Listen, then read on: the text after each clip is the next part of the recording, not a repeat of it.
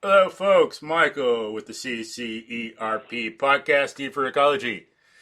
Today, we have the good fortune of talking to nature guide Griff Griffith, who's joining us out in California.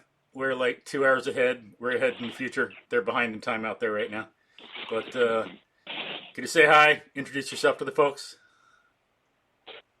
Hello, this is Griff. I'm from Humboldt County, which is where the vast majority of the redwoods are, in Humboldt and Del Norte counties. Cool. And I'm here on a rainy but warm Northern California day. Oh, and then, yeah, really quickly, folks, sorry to interrupt a little bit, but you might know Griff from some videos about a recent mountain lion sighting that was well known. I posted some on the Facebook page, and people, other people in general, will know some of the Kyle story, but a lot of people know about Griff in that regard too. But so, can you tell folks a little bit about your background and about yourself? Well, I have been a lifelong wildlife conservationist, and I grew up in the Bay Area and wanted to get out of the city as soon as possible. So I joined the California Conservation Corps as a youth, which is a state work program for youth. And I got to do a lot of restoration. I got fire trained. And so that led to the next 13, 14 years as a seasonal while I'm going to college. So I went to college like one semester a year. And then I did all kinds of different wildlife surveys, fish surveys, bird surveys. I fought fires. I was on trail crews.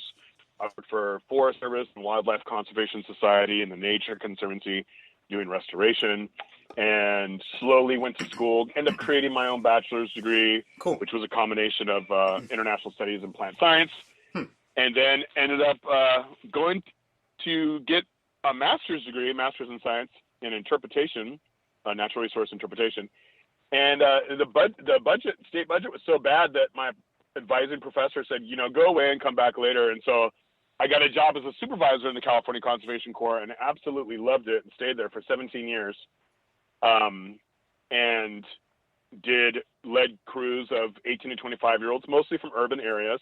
And I would take them out in the woods for 8 days at a time. So we'd camp at these remote project sites. Oh, wow, cool. And we'd do salmon habitat restoration or prairie restoration or tree planting or firefighting or trail construction. And it was just amazing. And I just left it a year ago to get my dream job, which is one I went to college for. I love the CCC too. The CCC was a dream job, but definitely after doing that for 17, 18, I think maybe it was 18, 19 years actually. I needed a break. I was tired of sleeping on the ground. I was tired of backpacking all the time. Like everybody, I stopped backpacking and camping for fun because I did it for work. Yeah. And, it's just, I've been outside more than anyone I know. And so it's just time for me to stay home and have a cat. And, Cool.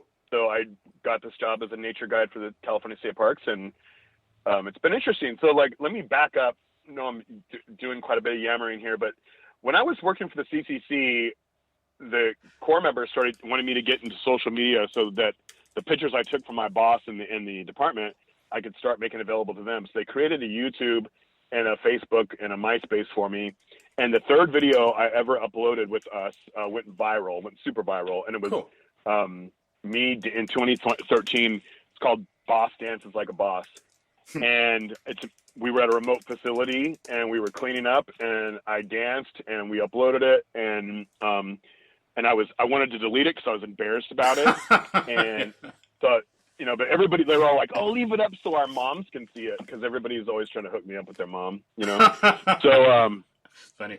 I left it up there and bam, it went viral. And at the same time, I had just gotten a gig with the EPA to work on a community education guidelines, community environmental education guidelines. And so I had this really cool connection with a really awesome group of people, Kima Price and some others. And so when Outdoor Afro, roadmap from Outdoor Afro, so that when this when this video went viral and I didn't know what to do, I had those people to advise me, and they said, this is your time to talk about your mission in life, which is to connect people with nature and wildlife conservation. And so I did, and that ended up leading to a 10-episode online show with Animal Planet called Wild Jobs. Cool. Wow. And and creating a dance because now I'm the dancing guy. So then I created a dance for National Geographic called the Bile Blitz dance, and that went international. And Bile Blitz dances started coming in. Other people's from like Romania and Africa and Siberia and all these places. And so it's just been an adventure ever since that happened. And so my platform grew, and so here I am making Facebook Lives for state parks, and some of those are going viral too, because I've tried to keep it as relevant as possible. Cool.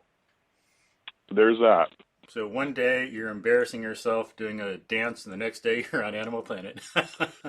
Yeah, so the lesson is don't ever be so insecure that you sabotage yourself. It's like don't take yourself too seriously, because I almost deleted that. They talked me out of it, and so what a huge missed opportunity it would have been if I would let my insecurity rule the day.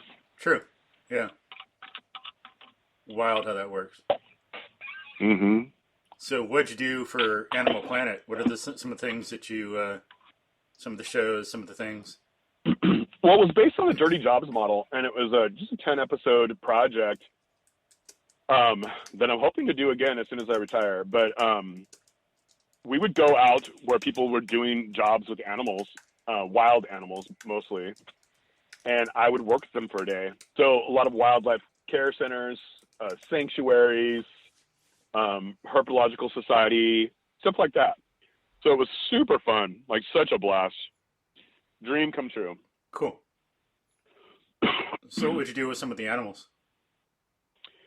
I hung out with a alligator named Mr. Stubbs, who was getting the first reptilian prosthetic tail.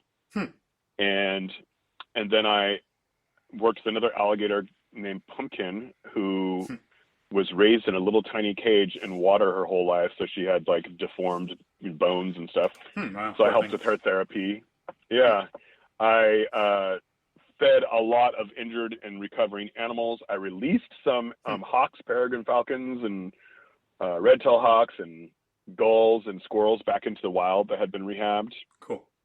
I got to have a pretty amazing monkey experience where I had monkeys crawling all over me.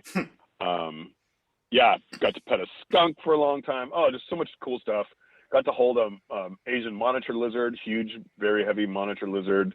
All kinds of this, like, I had a baboon give me a kiss, which was the most terrifying experience of my life.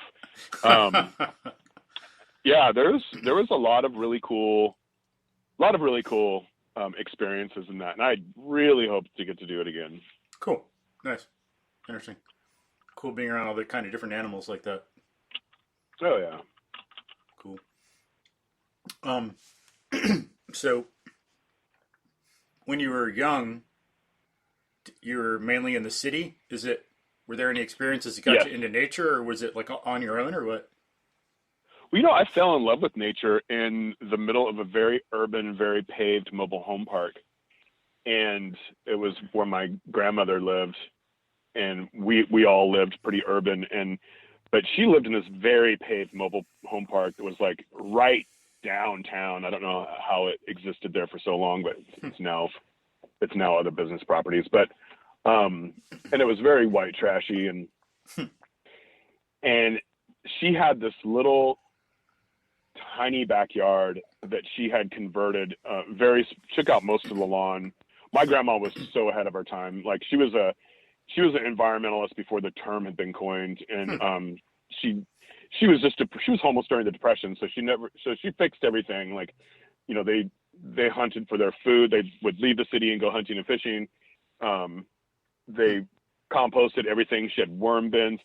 And she had this backyard that was full of fruits and vegetables and also a lot of plants. And she had this rule that whenever a bird planted a plant, that it was meant to be there, which was a great rule. And so she ended up having a handful of native plants in her yard always. But her backyard was an oasis in the middle of this mobile home park. It was, there was butterflies and bees and hummingbirds. And I remember as a very young child, like where I'm holding her hand as we walk down the stairs of her mobile home park porch into her backyard. And I remember noticing that grandma's backyard was different from every place in the whole world because there was so much life there. Cool. And I remember one time in particular, she says, "Did I ever tell you I could call toads?" I was like, no, but it doesn't surprise me because you're a magical grandma, you know, so I'm thinking. And so she does this weird ribbit sound. And then she's like, "Go look under that pot." And I go and I turn over this pot and there's a toad in there. And I pick it up and it pees on me. And she's like, "You might get warts and you might not. You have to keep watching." And I got terrible warts, but we know that's not from the toad peeing. It was like total coincidence. Yeah. But that made me think that toad pee created warts. And she told me it wasn't true, but I just never believed her after that because I had these warts. It was funny. But anyways, the experience of seeing a toad in the middle of the city, I knew when I was a kid that was unusual. I don't know how I knew when I was so young, but I knew that grandma's yard was special. And I looked for those things and I tried to recreate that. So like a lot of my first experiences in nature were me trying to attract it to my backyard. And that's why I'm so thrilled with kind of the movement that Doug Ptolemy has started with like homegrown national parks and people like planting native plants in their yard. It's so exciting for me because that's where it started for me, was trying to attract. I put a little pond in my backyard. I got like a paperboy job and because my parents wouldn't pay for it. Now we had this tiny little backyard in the city and I got a paperboy job and saved up for cement and dug a little pond and made a pond and went to the creeks that still existed, you know, in the city and caught, you know, all the animals out of there and put them in my pond and watched things fight it out and learned about ecology that way. Interesting. Wow. What kind of stuff do you remember seeing and learning, and what kind of animals did you get in there? Well, you know, I grew up in the Bay Area where we have access to a lot of greenways. So even though you're in the city, you can get to wetlands really fast. Cool. And so, and this is back in the 70s and 80s. So I could ride my bike, you know, 20 miles from my house. It wasn't a big deal back then. Yeah. So I would come back with a backpack full of turtles, or, you know, trying to ride my bike holding a bucket of water with stickleback and, you know, mosquito fish or alligator lizards and snakes. And I would release all these things into my backyard, my urban backyard. And so you never knew what you were going to come across in my backyard. And, you know, I didn't know what I was doing. So everything just kind of ended up in this pond. And that included, like, I'd go fishing with my grandpa and we'd bring back flounders. And I'd put those in my pond and they'd live for a few weeks because flounders are just tough like that. Mm-hmm. And I had a catfish that you could feed out of your hand. And it was just, you know, I had tons of box turtles because I'd go over people's houses, and if they had a turtle and they weren't taking good care of it, I would steal it. I was a little like criminal animal rescuer. And and no one was taking care of their turtles as well as I thought they should. So like if you had a turtle, it was probably going to get stolen eventually. And so I had this crazy backyard, and that's kind of where I started learning about animals and ecology. And I feel so bad for all those animals. Like none of them made it out alive, you know. But it's funny because I talk to other lifelong wildlife conservationists and ecologists, and they have very similar stories where like many animals sacrifice, you know, unwillingly and ignorance sacrifice their lives for my education. Yeah, I've heard that a lot and stuff I've read too about the beginnings of great naturalists and people who are well known, and a lot of biologists and all this.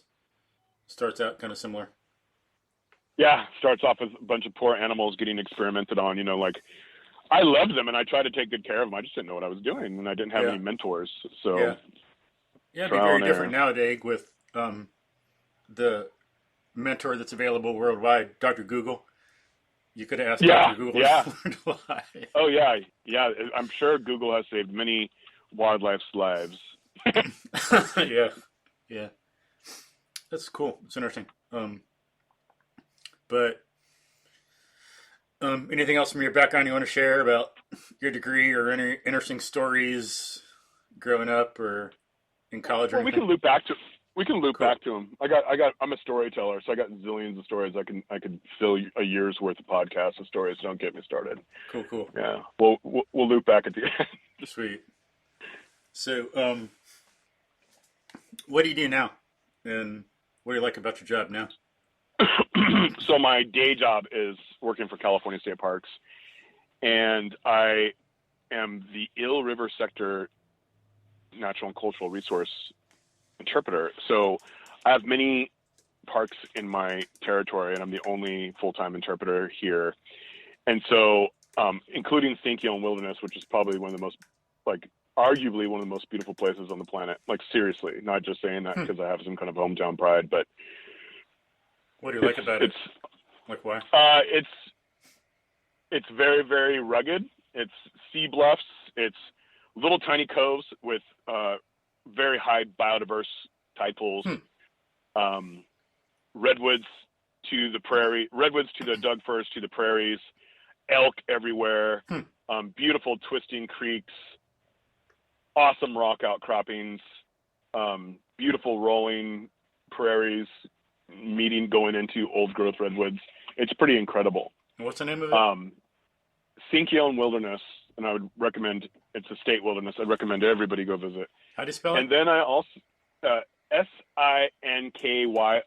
It's the people who lived here for thousands and thousands of years. Okay. Their culture's pretty much gone now. There's some people who are still Sinkyone descendants, but they were treated horribly, like many other tribes in California. Genocide and horrible. But can you spell it again? I put it down and then spell correct, changed it to sinkhole. So it's like, oh, I didn't catch that. Could you spell it again? Sorry. Sinkyone. It's like Sinkyone. Okay, there. Got it, finally. Thank you. And then Humboldt Redwood State Parks, and then Richardson Grove State Park and Grizzly Creek Redwood State Park. So the rest of my parks are mostly redwoods. In fact, the biggest contiguous redwood forest in the planet is in my territory. So I'm probably one of the luckiest interpreters on the planet because the places that I have to interpret are incredible and very, very easy to interpret. It's very easy to be a nature guide there because people come here and they're in awe because you're in the hugest trees. Just to give you an idea for your listeners where I'm at. Do you remember the speeder chase scene in Empire Strikes Back, before they got to the Ewok village? Some of that's so long ago. I don't know. Maybe folks out there do, but I don't know. There's a speeder chase scene with the bad guys, the stormtroopers are like crashing into these giant trees and stuff. And that is in my park. That's literally like a mile and a half from my house. Huh. So, cool. It's, think Ewok village, and that's where I live. And it's incredible. It's very beautiful. It's very easy to be a nature guide there.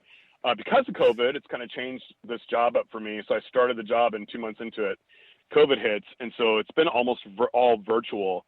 But, I started a Humboldt Redwood State Park page 10 months ago. Cool. And it's got, 10,000 likes and 14,000 followers. And I've attracted the attention of quite a few people because I've been able to do these videos showing the beauty of the awe-inspiring landscapes that exist in these parks that really resonate with people.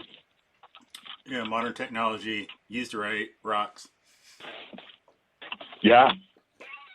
And so, how long has there, I've heard of nature guides, but nature interpreter, when did that terminology come about? Probably the 60s, but it's pretty insular. It's something we call it ourselves. I really don't like it because people always think it's, language interpreter. Mm-hmm. I wish we just called ourselves nature guides or cultural and natural resource guides. But it's basically when you go to a park and you get a nature talk by a ranger, that's me. Mm-hmm. So that's essentially what it is. Nature interpreter and nature guide are basically the same thing, or is there any essential difference? No, they're the same thing. I mean, I talk about more than just nature. I also talk quite a bit about history and cultural history, which there's pretty phenomenal history and cultural history in my sector as well. Cool. What's the difference between a nature guide and a naturalist? A nature guide is a naturalist who engages people on an educational level. Okay. So it's, a naturalist could just be someone who is, checking out nature and doing citizen science or whatever. But a nature guide is more like an educational role, I guess you could say. That's my own definition. Okay. Cool. And what kind of history you got in your area? Well, we have some pretty horrible indigenous, colonizer. Unfortunately, yeah, all Comfort, over. Yeah.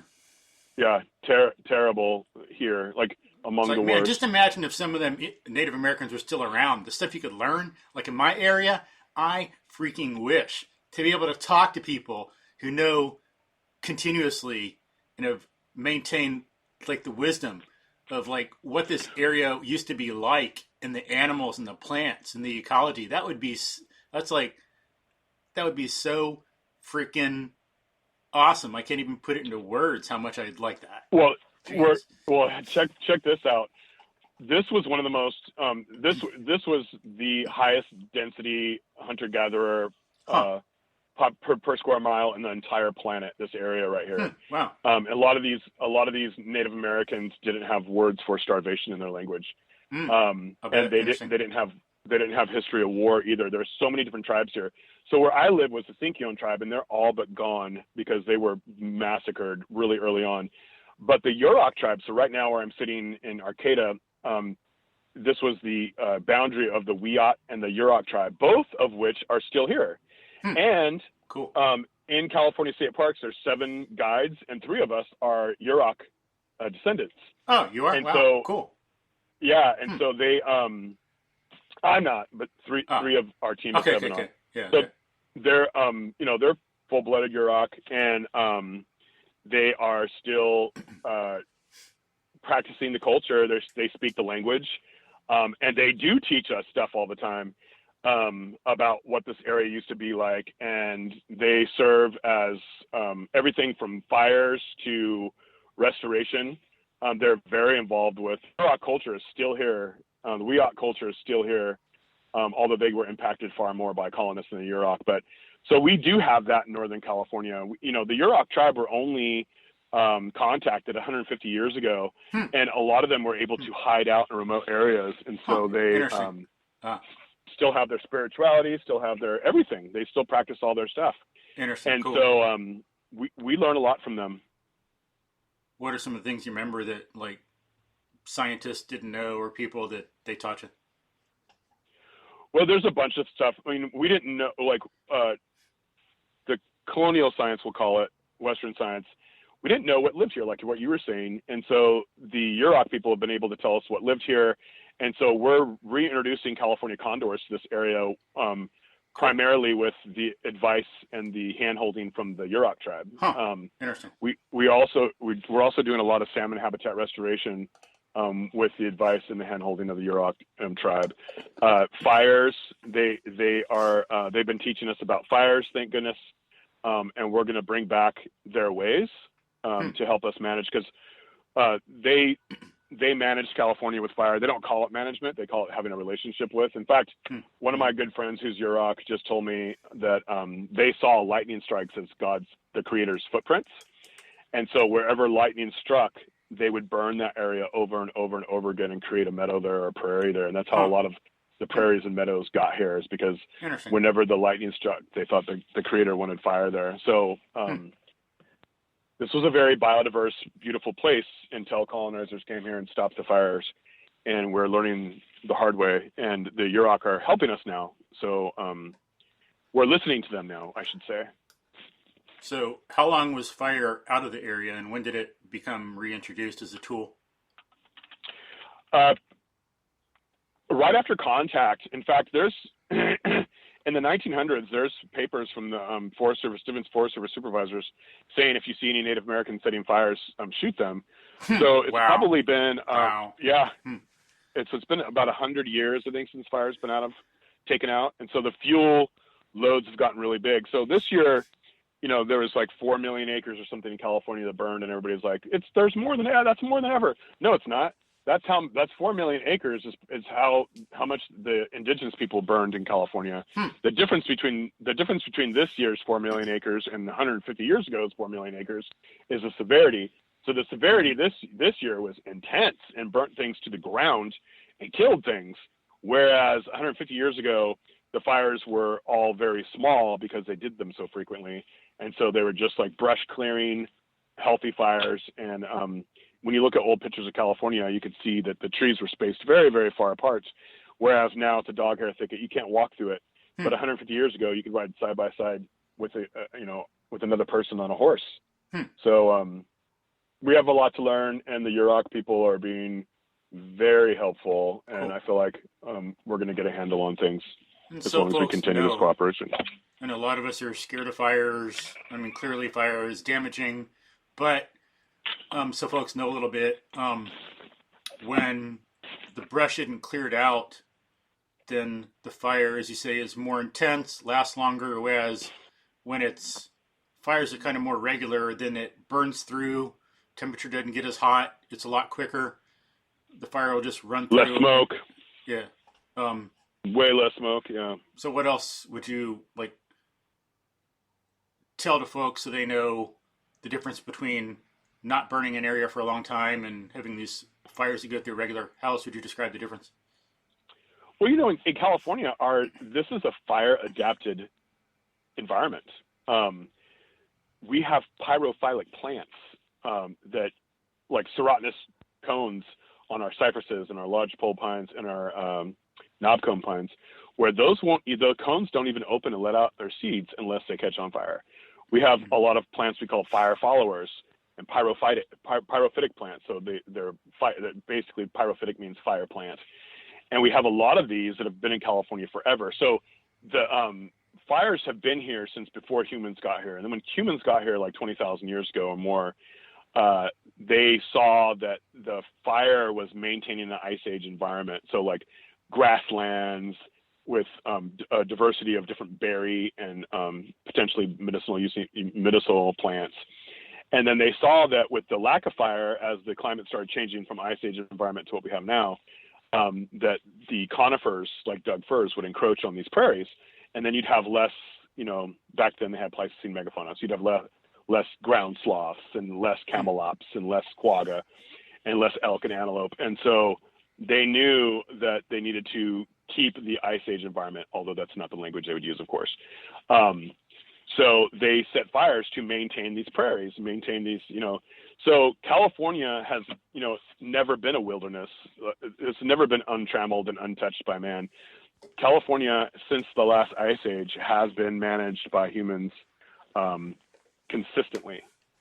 So, and we have done that with fire as an indigenous people, and then we stopped it when the colonizers came here.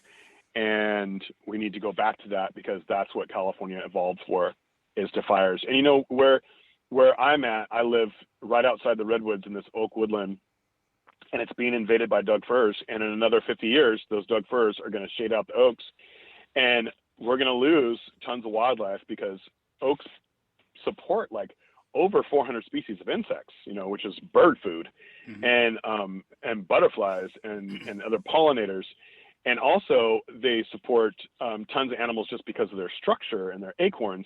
And Doug firs support far, far less. And so all over California, you have Doug fir, stands replacing oak woodlands, which is a tragedy for wildlife.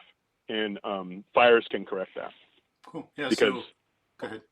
Oaks survive fires way better than Doug firs. Cool.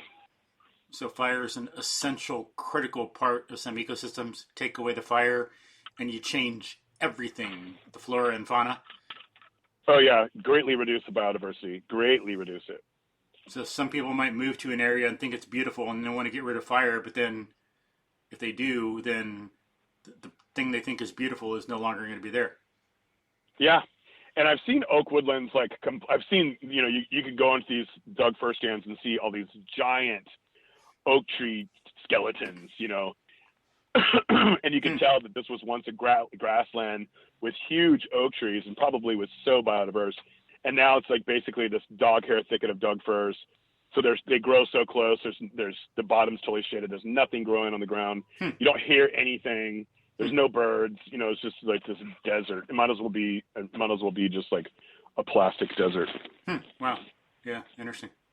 Then I've read some things that say when some early Europeans came over, don't remember what part of the country it was, but they said that the forest, the land looked like what they would describe as an English garden. Yeah, a park. Yeah, very managed but wild. And there was just like Yeah, fruit trees and nut trees everywhere. Just so much food. yeah. It was a type of agriculture they didn't understand. Like, Unfortunately, still, yeah.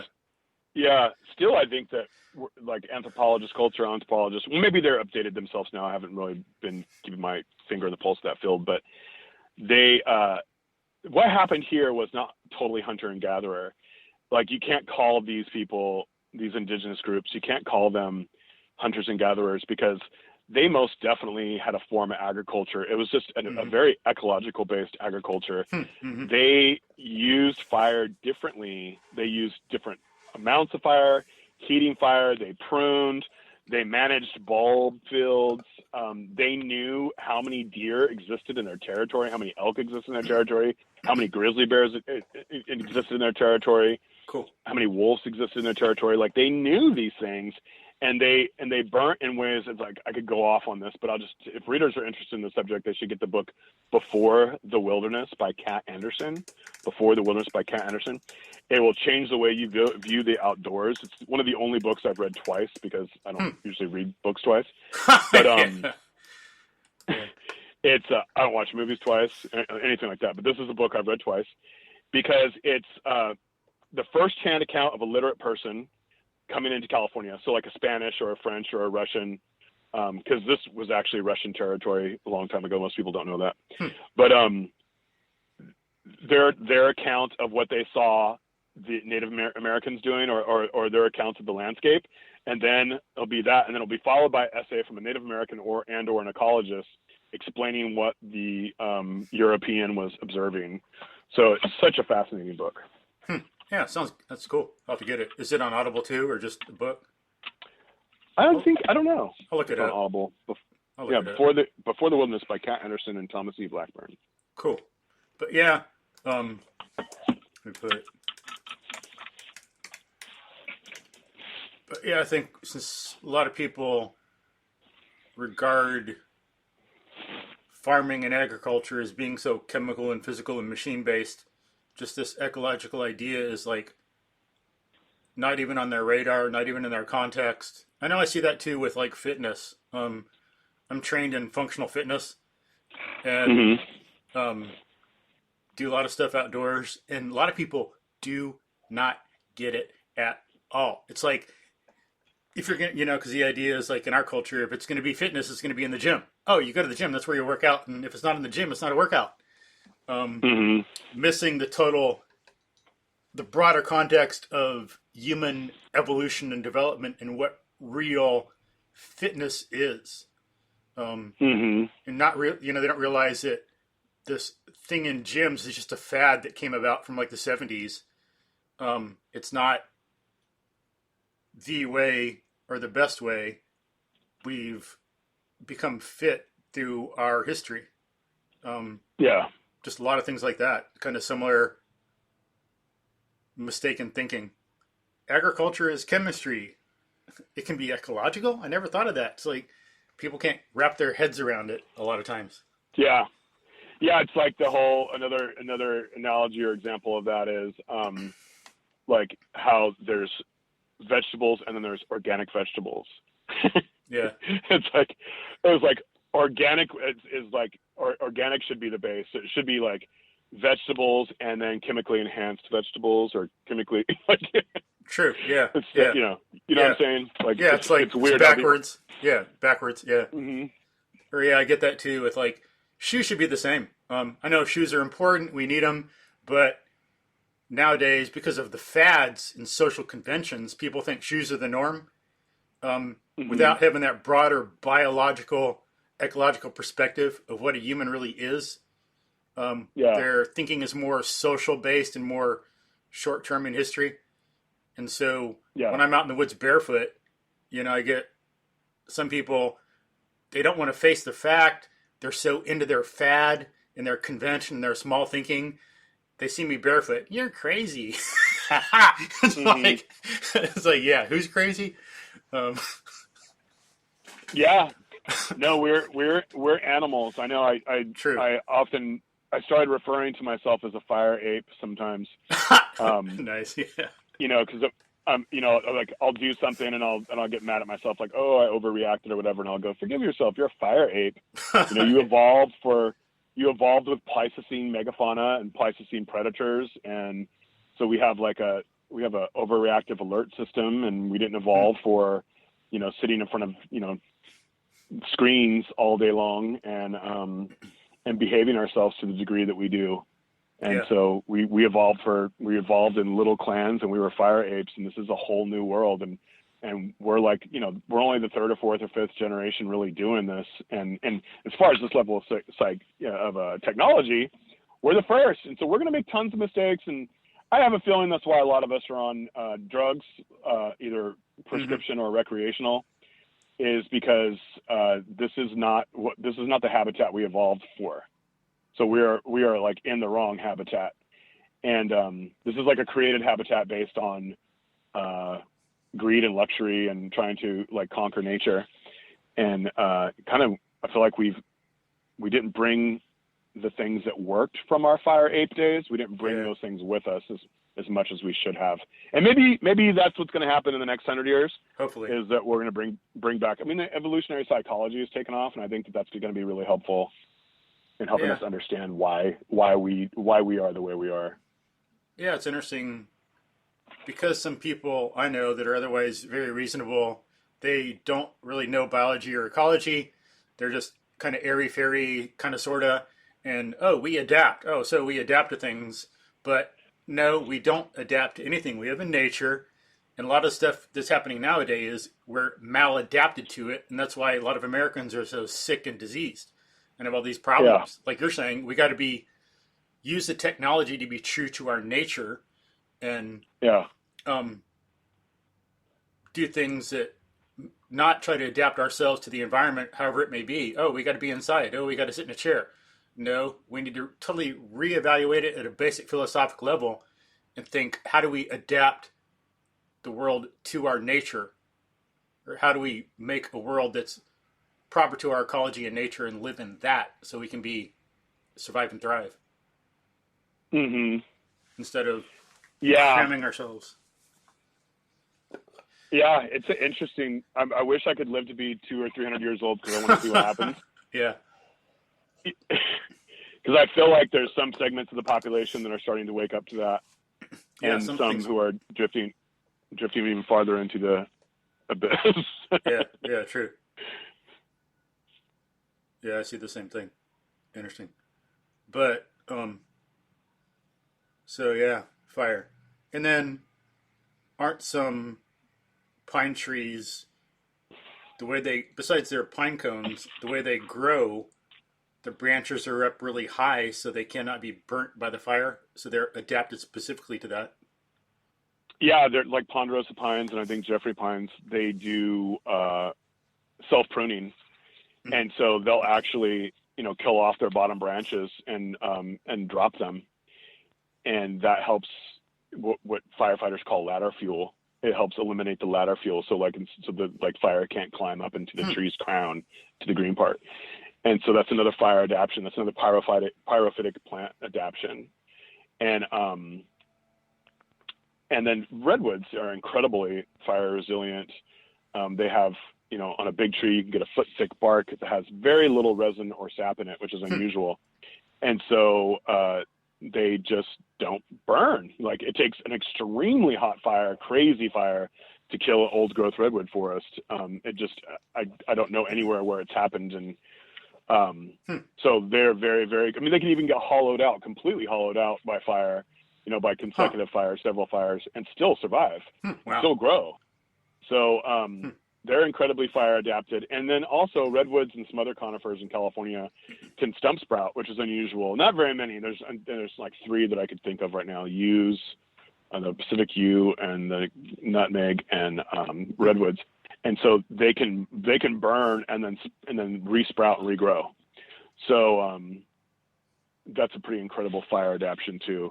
And then we have other plants here that submit oils that encourage fires because they want to burn, because it eliminates their competition. So like creosote or chamise, excuse me. Hmm. So we have a lot of different kinds of fire adapted plants here, and a lot of plants that their seeds will sit dormant for 80 to 150 years, waiting for a fire to clear out everything else they could grow again and make seed, and then drop their seed and then have their seed lie dormant in the seed bed in the soil. So this is just a fire adapted place. California is always going to catch on fire, and so we have to learn how to adapt to it instead of trying to bend it to our will, which we found out does not work. We need to go with the flow. Yeah, live with nature, not try to live against it. It's like it needs to be more in the educational system to help people get the principle that human society is in nature, nature is not in human society. Yeah, we live with, way of saying it. We live with Mama Nature's permission. Mama Nature doesn't live with our permission. Yeah. Yep. And that is so true. And we've been learning that the hard way in California for the last 3 fire seasons. Yeah. Well, some people have been learning. It's like experiencing and learning is different. Yeah, that's true. What are you learning? But so interesting that out there the Indian tribes, indigenous peoples did not fight much. Over in my area, I got to look into it more, but there's more of a record of warfare. Like when Cabeza de Vaca was shipwrecked, listening to him, it sounds like people would fall asleep. When they would sleep, they would have to keep their weapons with them in case another tribe attacked, which would happen sometimes. And it sounds like... Yeah, Go ahead, sorry.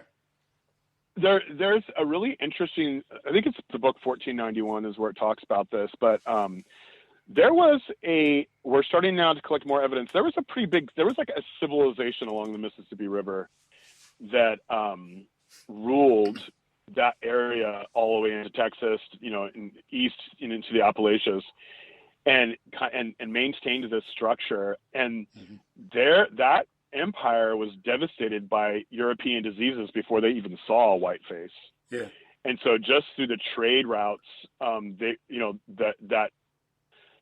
that civilization collapsed. And so when Europeans went into those areas, we were in the indigenous Mad Max period. It was like an apocalypse. And so like they had lost a great deal of their mentors, their children, their structure. And so they were all kind of in this Mad Max period. And because the diseases like preceded the colonizers.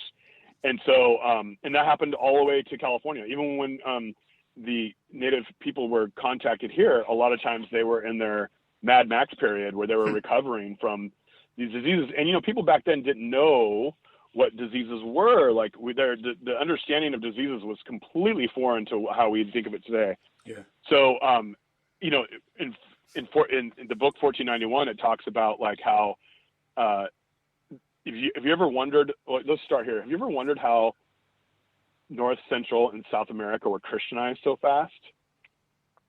Like it happened literally overnight. And it was because the Native Americans, the native people here, many, if not most, if not all of them, believed that the diseases were from God. And so they believed that the Europeans' God was killing them. And the Europeans believed that as well because people didn't understand viruses and bacteria. Okay. So they thought it was a God thing. But Europeans had been sleeping with their animals in their house during the winter for, maybe thousands of years. Oh, yeah. And so we had the bird flus, we had the cow flus, we had the auric flus, we had the animal flus and the zoonotic diseases. We had the zoonotic diseases in my ancestry. And so those of us who were colonizing were the ones that were selected for disease resistance. And so what was a mild cold or whatever to us was a death sentence to the people that we colonized their lands. And that's what made it so easy to colonize, and that's what made it so easy to Christianize, was that the indigenous people, wherever the Europeans went, believed that the God was killing them. So they quickly converted to save their lives. Interesting. And so in this apocalyptic like stage that the Native Americans were in when the colonizers came, there was a struggle for power. So they were already like in this, they were already in this power struggle, these different tribes and stuff. And so then you introduce Europeans and you have a whole new weird, I mean, it was just like a perfect storm. What happened in the Americas was a perfect storm of guns, germs, and steel, as Jared Diamond would put it. Mm-hmm. Yeah, interesting but sad.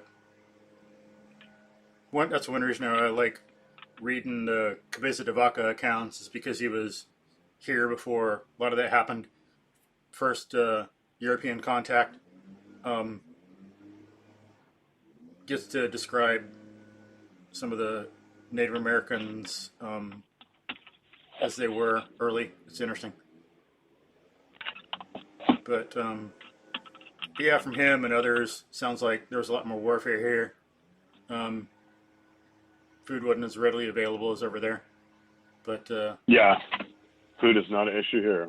So they'd eat salmon and elk, and what else would the acorns? So acorns were their corn, their rice, mm-hmm. and so they basically lived inside of their orchards. And because their oaks are pretty much everywhere in California, and we have several endemic species that only grow here. And even just right outside the redwoods, even in the redwoods, we have tan oak. So there was acorns, and so like you could just live off acorns, year round pretty much.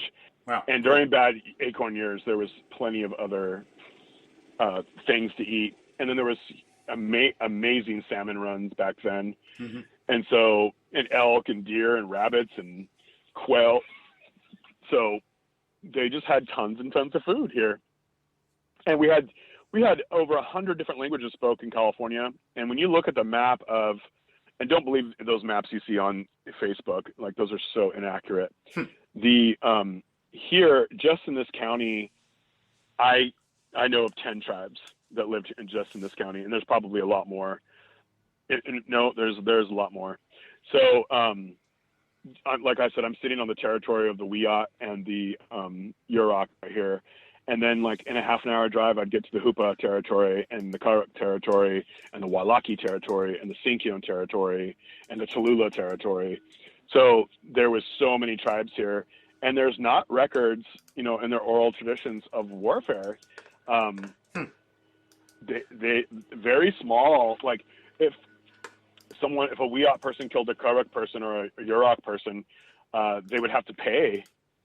They'd have to pay for it, and maybe like give an honor of marriage to someone or something like that. It's like they didn't have big horrible warfare like what we understand happened in other parts of the United States. Interesting. But do some people have ideas about why that was? Was it cultural, the plenty of food in the area, or like? I think it was a combo. From what I'm learning from the Yurok people, because I work closely with them, and I have for years, and I have friends that are Yurok. They're who we know the best because they're the most vocal and intact and largest tribe in California. How many of them are there? But I'm not sure, but they're definitely the largest tribe. Cool. There's they're all over the place, and they're most of them are integrated to a degree, but a lot of them still practice their language and their tradition. It's a very fascinating group of people, very awesome group of people.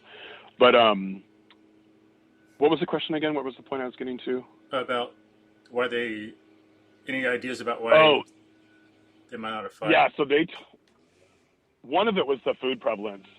So like everybody had enough food in their territory that it needed to go to someone else's territory, especially the coastal tribes. Mm-hmm. And so they just weren't used to defending themselves since they didn't have like that war culture. But also, like my friend Skip, who is he's an interpreter as well. He's Yurok. And he was telling me that like Yurok people didn't know violence to the degree. And so when Europeans were attacking them and killing them, like it was a shock to them because they didn't, murder wasn't something that happened here. And that the whole kind of, and they didn't have laws and like that as colonists know them, because they had like these cultural things. So he said one of the cultural things is, as a child, when you got up, like your prayer or the first thing you thought of was, what good can I do to the community? And so you tried to help, and their leadership was picked on based on who was the most helpful. So there was this very like cooperation was a huge part of their culture, and helping others. And so like people didn't go without in the community, like, because the kids would end up taking care of you or whatever. Mm-hmm. Interesting. What's that sound I hear? Oh, you can hear that? Yeah, I was like, that's them damn leaf blowers. Oh, okay. Damn, they're like doing lawn work now. Yeah, so I'm trying to put it, when I'm not talking, I'm like putting my microphone in mute now. Yeah, lovely sound, puts a lot of nice dust in the air, dirt we can inhale, makes a nice, it scares away all the birds, obnoxious sound. Yeah, just gotta love it. Wish we could have it 24/7. How that would help our sleep. Yeah. Bring some of that nice dirty air indoors. Awesome. But so pause. I'm a little brain dead. I guess I need more coffee. I'm trying to like get my brain to start working, ask questions. It's like not quite cooperating. But let's see. Got some stuff we can talk about there. But let's see. Okay, Kyle, Cougars. What do you know about? How much experience do you have with like cats and bobcat, mountain lion, wolf, coyote? The when that video came out with Kyle, the mountain lion that was the mama mountain lion who was chasing him back and stuff. Yeah. I saw people demonizing mountain lions again and saying that mountain lion was stalking him, and that was not stalking behavior. And I, decided to use my platform to speak up against that. And I'm glad I did, even though I ruffled a lot of feathers. Yeah, I'm glad you did too. Thank you, man. Thank you. Yeah, good stuff. Yeah. Yeah, it needed to be said. And, and in the video, I explained how the news works. And I wish that more people understood that. And it was weird how, like, that was controversial to some people, but it's not controversial. It's how the news works. Like, we are an ad-based society. We are a commercial-based society. So, like, the news is paid for by the commercials during the commercial break. So the corporations you see during the commercial break are paying for the news. And so if you have 2 million viewers, you can charge a lot more for the news. Okay. And so everybody makes more money. And so the news is not here to educate and inform as much as they're here to make money. And it's a capitalistic society.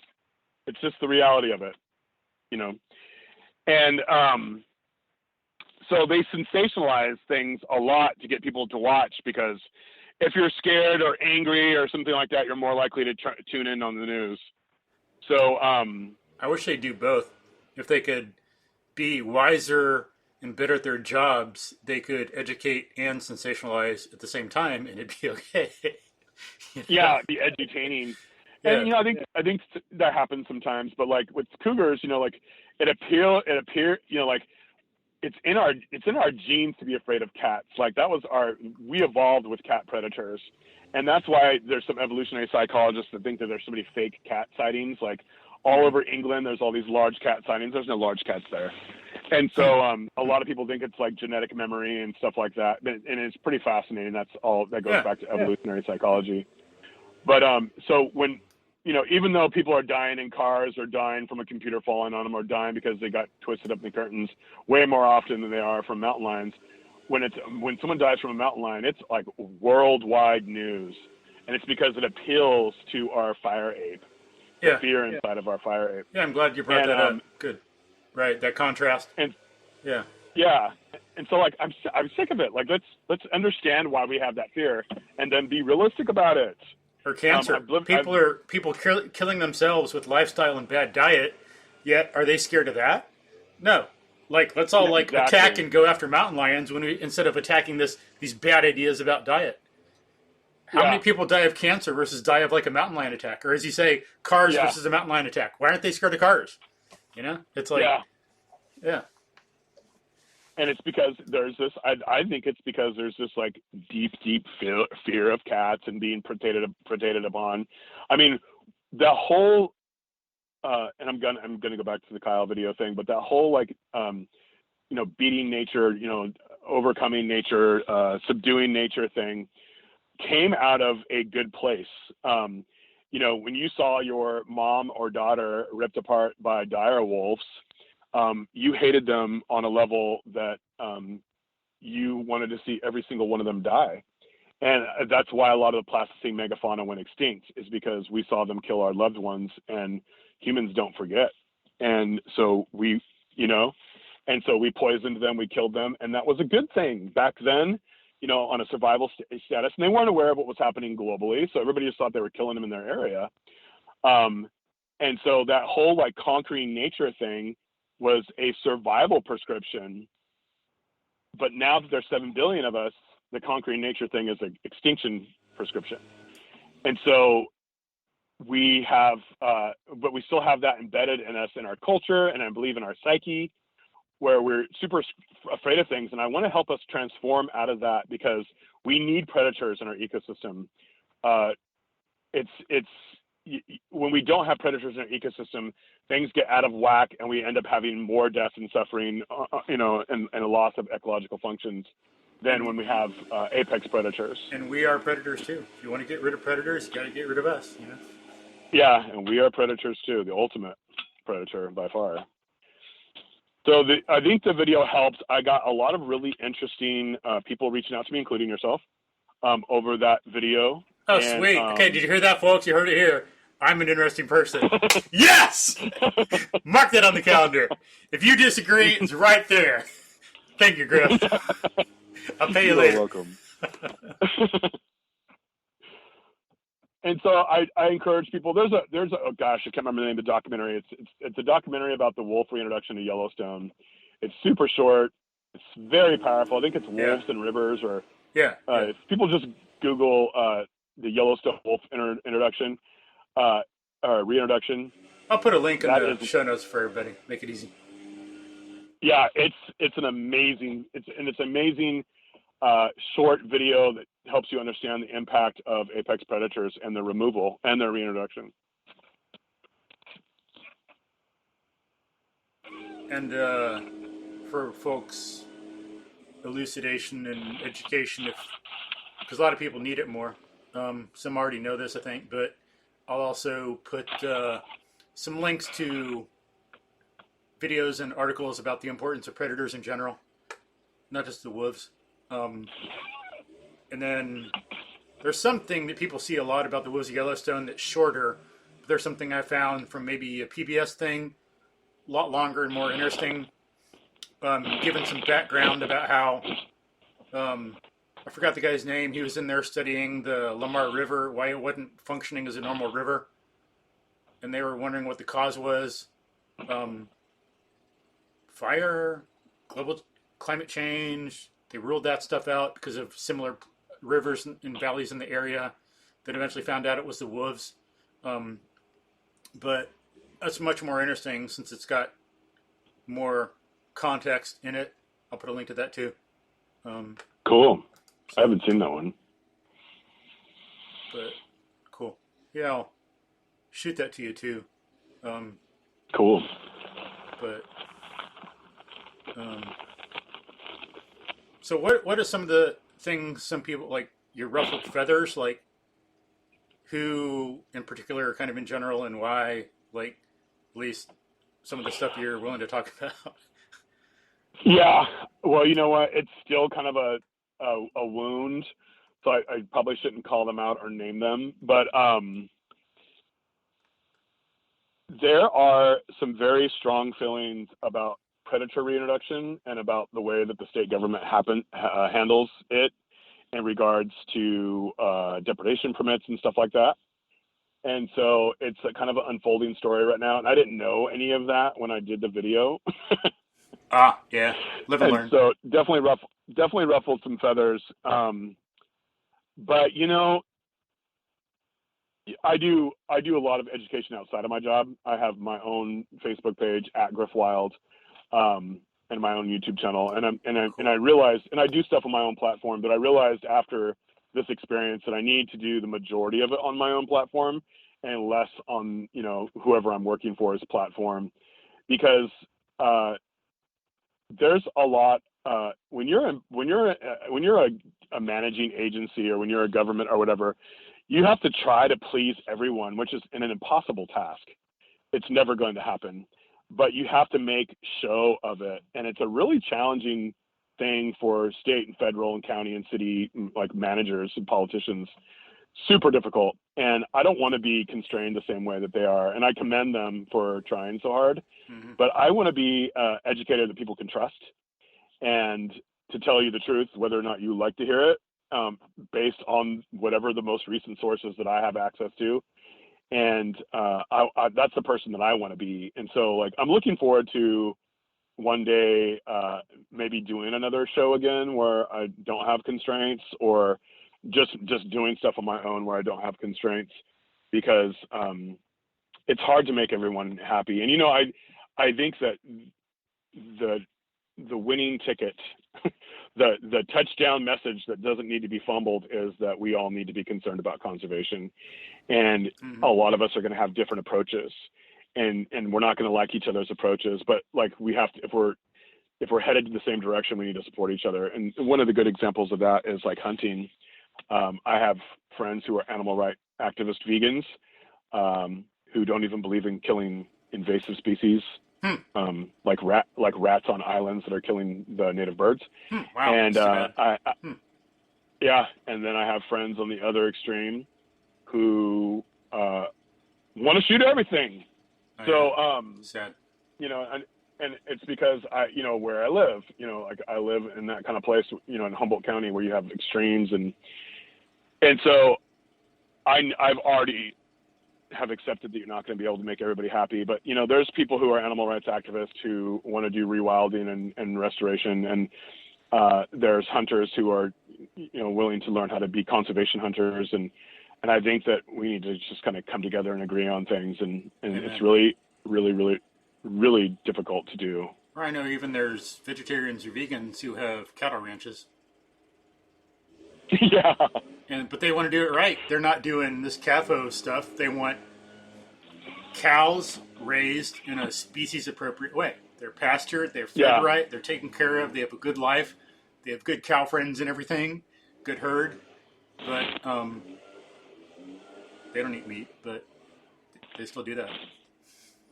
Yeah, it's an interesting subject. It's like I definitely took range ecology classes in college, and I was in the range club in college too. And Hmm. it's a crazy, the agriculture is a huge part of the reason why we are having biodiversity losses from agriculture, and still to this day, especially when predators are concerned. So I always tell people, because people get really, really mad at me sometimes when I talk about wolf reintroductions or anything like that. And I tell them, I was like, you know what? I have faith in humanity. Like, we're still evolving. And if we can take pictures of Earth from Mars, we can figure out a way to have cows and wolves on the same landscape. Like, we Yeah, can do this. yeah. It's just And going to be a difficult road, but we can get there. I don't know, like education needs to play a part of it, training people to think in a broader context more logically instead of like, oh, you do this math problem and now you do this math problem and math has nothing to do with English or physics. They're all separate. We need that interdisciplinary thinking. Yeah. Then when you look at it, like, okay, maybe wolves kill some cows, but how and why? How many do they actually kill? And what about compared to the cows getting diseases or this and that? I think there's, or what about lightning? Like, don't, I have to look it up, but I think maybe lightning kills as many cows or more than like wolves might, some stuff like that. It's like in the Yeah. ballpark I, anyway. Why don't we? Why don't I'll we? have to look that up, but I've definitely I seen don't know. some lightning, some cow deaths from lightning. Yeah, but yeah, I'm not sure about the actual numbers. I'm just so I'm not saying Yeah. that's actually the case. I got to look it up. But that's just something like a kind of comparison we got to consider that I thought of right now. Disease, you know, like if people are worried about wolves, well, how well are you treating your cows so they don't get sick and so they eat right and all this stuff, Yeah. It's the encouraging thing that I've been noticing in the last 10 years is the younger biologists that are coming out of colleges right now are very interdisciplinary. And I've Yeah, been good. working with biologists for years and years and years. I was a biological tech, Hmm. in my 20s, and worked for Wildlife Conservation Society and did all kinds of different, surveys. And I was just thinking about this recently about some of the biologists I worked for back then. They were brilliant and amazing people, but they really thought about kind of like their project in a vacuum. There was some interdisciplinary stuff back then, of course, but like not to the degree that you encounter with young biologists now. They're Cool. really on it. Good. And I'm super encouraged by that. Super encouraged, because they don't just come out thinking about salmon, or they don't just come out thinking about Swainson's hawks or spotted owls. They come out thinking about ecosystems and biodiversity and ecological functions. And so they blow my mind. Some of these, some of the recent graduates that I talk to, that I meet on the trail, or that I know and talk to, like, I'm super encouraged.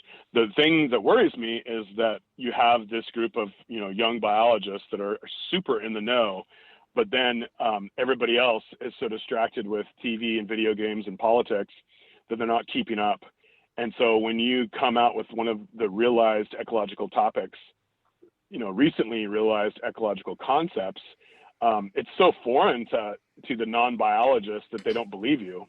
Yeah. And especially with the whole doubting of scientists that's happened in the last 6, 7, 8 years. Mm-hmm. It's a tragedy. It's horrible. And so that's kind of what my job is as an interpreter. I interpret science for the regular person. So like, I try to break everything. I read scientific studies and I try to break them down into an 8th grade level. And I probably should have told you that at the beginning of the podcast. That's what my job really is. Live and learn. Yeah. So I did that the other day that's what I too. do. Someone asked, "Explain your diet. What do you mean?"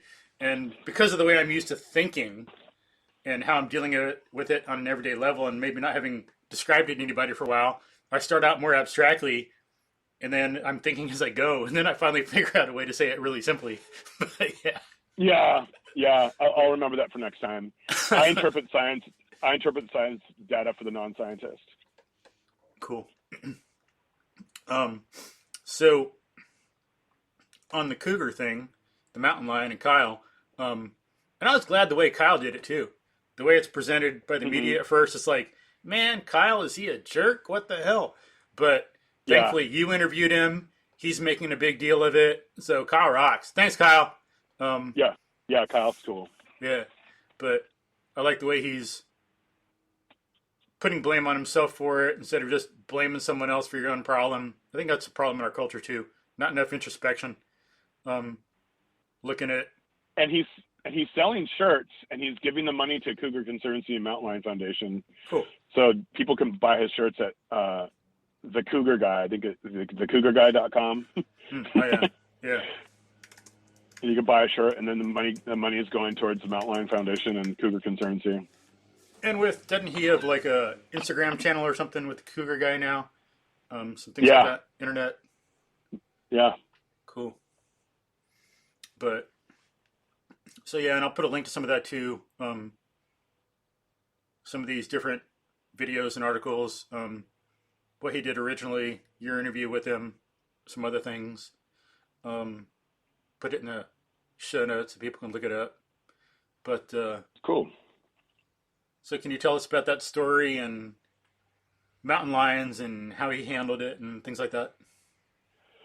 Well, when in the very, very rare case that you are confronted with a mountain lion, there's a lot of different advice, and I go by based on what the biologists that I know have told me. Mm-hmm. And I've only seen a mountain lion up close in real life one time, and it quickly ran away from me.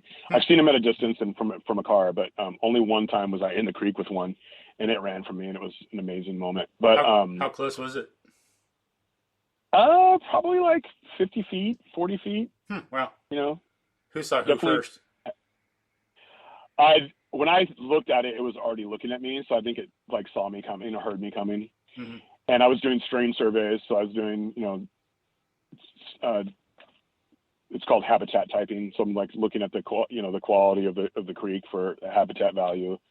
And there's a mountain lion in the middle of it. So I got to put that in my notes because you have to say everything you see, and I'm like, mountain lion. I felt cool that day. And you were alone? Yeah, I was alone because back then, in the early '90s, we used to do that alone. But no one does that alone anymore. But I got to do it alone back then. I'm really glad too, because I had my most magical moments were alone. Oh yeah. Yeah, definitely, because it's like quieter, and so you get closer to things. But like mountain lions. Yeah. But the mountain lion wasn't stalking him in that viral video. How do you know? She was trying. It's escorting behavior, and mountain lions are ambush predators. So like I said in the video that I did, predators don't have ambulances to call, and they don't have hospitals to go to, and they instinctively know that if they get injured, they're done. You have to be an Olympic athlete to be a predator. Once you are compromised, you are done. Unless you're like a chimpanzee, some kind of primate, or a wolf maybe. But solitary hunters like mountain lions, they can't afford to be injured. And so they attack from an ambush perspective. They run really fast. They deliver a killing bite. They don't fight things. They don't confront things and be like, all right, deer, let's go. Let's fight, deer. Yeah. It's like they're not doing that. They're coming up from behind. They're pouncing. They're trying to kill fast. They're biting to the neck. And so there's another type of behavior that most people don't know, and it's called escorting. And coyotes do it, wolves do it, mountain lions do it, and I wouldn't be surprised if bears do it, although I have no evidence. But what they do is when they have babies nearby, they will confront you, and the idea is to get you to back away and head back the direction you came. And that's what she did to him. So she was turning to the side, making herself look big. So like a mountain lion would never turn to the side and make themselves look big to a prey item. Okay. She was hissing and false charging, which is something you would never do to a prey item. Like they don't scare their prey to death. They scare away other predators.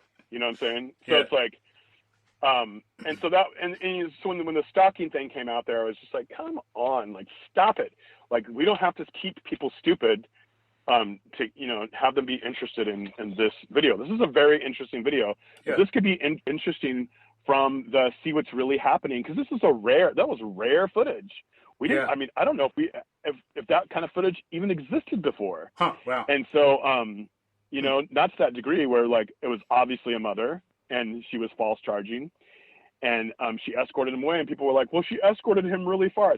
That's not really far in mountain lion. That's really far in human, but that's not really far in mountain lion. That's like 2 minutes, 1 minute, everybody's like, well, she escorted him really far. That ain't really far. She's got great hearing. She's got great nose. She knows what's in her territory. She wasn't getting really far away from. How big is her territory? Well, with females, it could be 25 to 70 miles, and males it could be from 50 to 270 miles. Well, square miles. So like, what do you think? He was escorted for like half a mile, or? No, not even that. Not even probably an eighth of a mile. Wow, eighth of a mile compared to 200 or 70. It's like, not much. No. So she just kind of like escorted him away, and you could see videos of wolves escorting grizzly bears away. You can, like in Golden Gate National Park in San Francisco, there's often wolves escorting people and their dogs away. So this is just escorting. I got escorted away. I got escorted away by a coyote in Death Valley when I was solo backpacking. I had I woke up in the morning. This is a cool story. I woke up in the morning. I had just got my heart broke, and so I was in love and got my heart broke, and so I was like, I need to go for a long solo backpacking trip in Death Valley. So I went out there, and I was wrapping it up. It was the last night, and I was backpacking out, and I was only like a mile or two from where I parked my car, and so I was like, I'll just sleep here one more night so I don't have to drive in the middle of the night. So I found this cool canyon, and I pitched my tent, and I woke up and I looked out on I had a screen, and I looked out the screen, and there was this coyote sniffing around, cool. Right around my tent. Wow. So I was like, oh, okay, well, I'm going to scare the shit out of it now. And I unzipped my tent, and it just kept circling, wow. Sniffing, snorkeling, glancing Cool. at me, sniffing, scratching around, just like acting really indifferent. Oh, wow. Cool. Like Huh. almost like it came with me, like I brought the coyote, Yeah. it was Wow. my dog. Yeah. And so I thought, well, it'll go away as soon as I strike up, this jet boil and make some coffee. Nope. Stuck Hmm. around the whole time, sniffing around, scratching around. Cool. I started talking to it, and so Huh. I was like in my 20s at the time, and I was kind of hippy dippy. So I was like, this coyote was sent by the Great Spirit, and it's here to make me feel better. And so I'll just talk to it. So I started telling it about my broken heart story, and loaded my backpack up, and I was like, well, bye, coyote. And I started walking, and it followed me. So I Hmm. continued to tell all my woes and my problems, Hmm. and got into my car and really believed that I had this like spiritual wildlife experience. And you know what? If I had believed that for the rest of my life, that'd have been wonderful.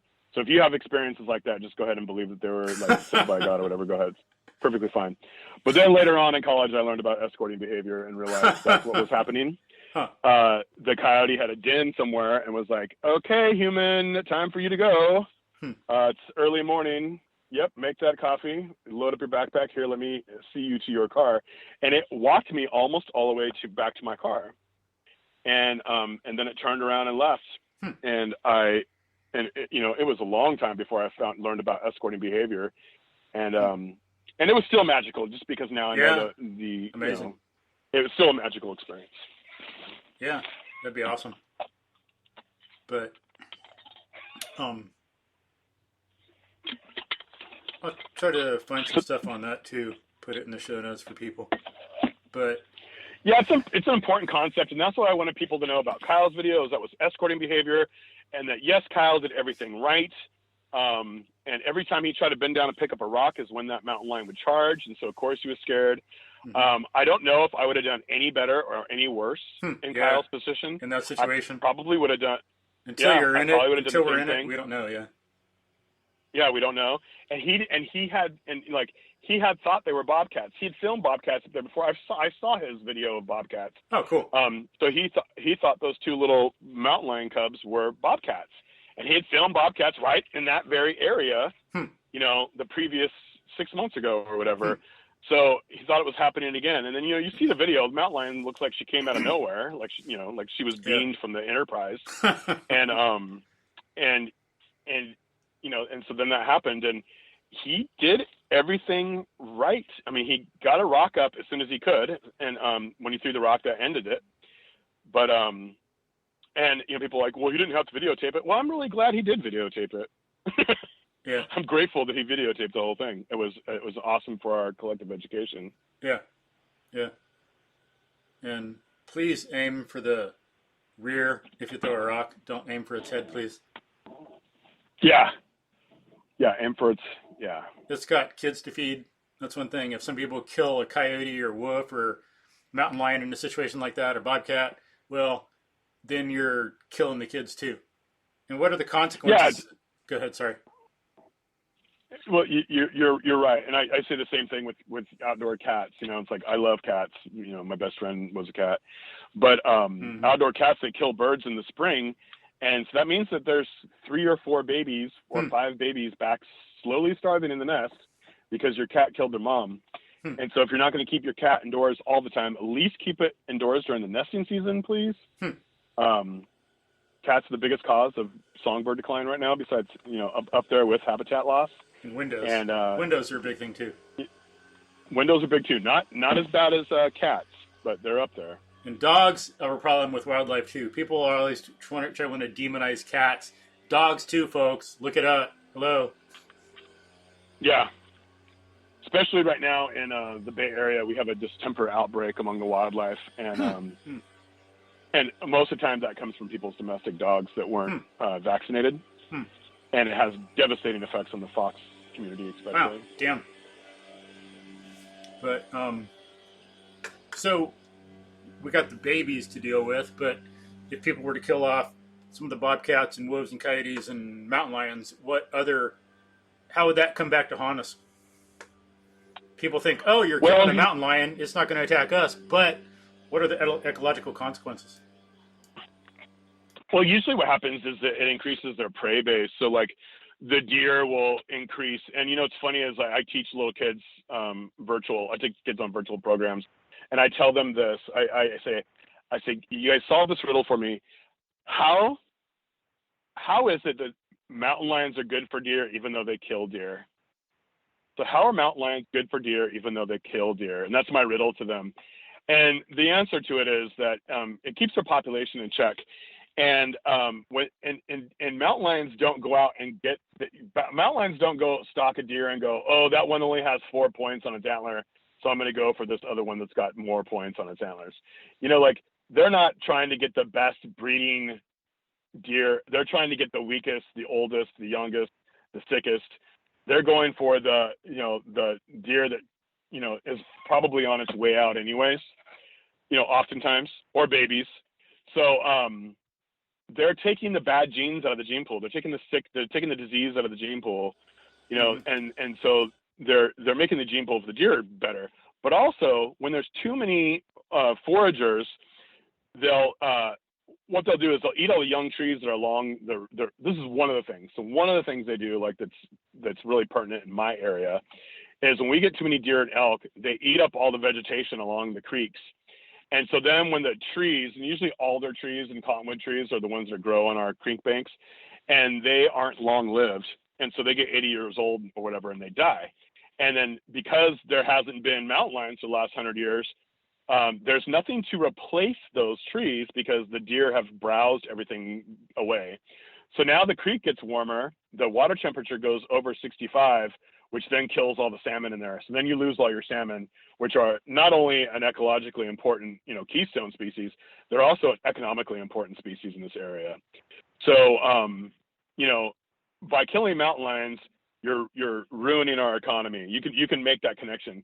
You're also killing off orca. You can make that connection because, less salmon, less orca. We have orca that are starving to death off the West Coast right now because of lack of salmon.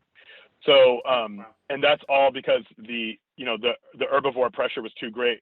And that's kind of what's covered in that movie about the reintroduction, that short documentary about the reintroduction of wolves. Yeah. Is that like how it increased fish, like in ecology, everything's connected. And it's so fascinating to me. Like I am blown, my mind is constantly blown, studying ecology.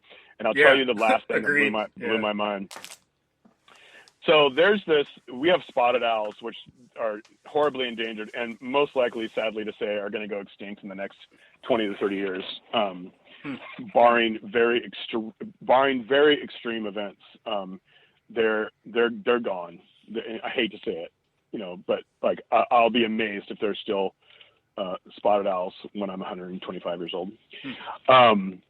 Not that I plan on living that long, but spotted owls mostly depend on old growth forests, and they depend on a couple voles, and one's called a redback vole and one's called a red tree vole. And these voles eat truffles, and truffles are like mushrooms, but they don't make airborne spores. They make spores, and they're like underground, so they're like these underground mushrooms that have to be eaten and distributed. Okay, that's how they get around. So the redwood tree vole the red tree vole doesn't go very far out of its territory, but it eats these truffles, and then the spotted owl eats the red tree vole, and the spores from this truffle survive both the digestive tract of the vole and the spotted owl. And so the spotted owl ends up shitting out or throwing up, via pellets, the spore of these truffles all over the forest, which then provides the food for their main prey item. Interesting. Wow. So that's fascinating. It's like, so the spotted owl is basically creating its own habitat. And there's so many examples of that, of like how animals are creating their own habitat, like a bear pooping out berry seeds. Or we can consider it the truffle creates its own habitat by using the owl. Awesome. Yes, that's even cooler. Yeah, so that's even cooler. The truffle is creating its own habitat. So that's interesting. That's an interesting way to put. I'm sorry. I'm thinking about doing this program about what I just told you, and now I think I'm going to tell it from the truffle perspective. Yay! I did it. I actually did something smart for a change. My one smart thing for the year. Whoa!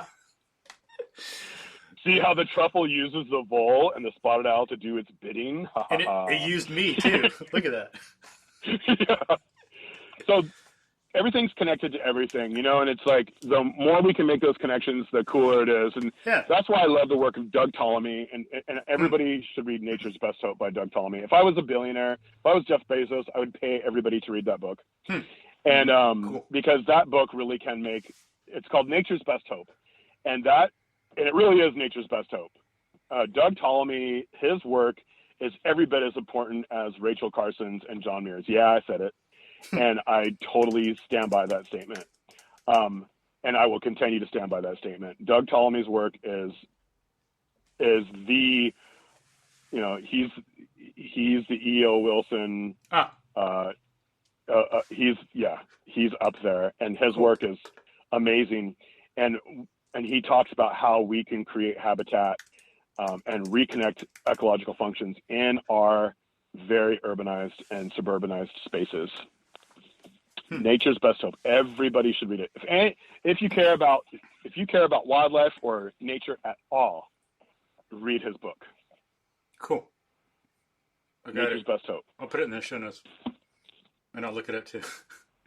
But yeah, it's like the owl thing's a good example, and that comes up with us. There's people need to learn us more in our self-interest for each of us in our species to do some things like that. The diversity thing, because how it all comes around. Like people, oh, a snake, kill it. I get sick of that, and I have to fight that.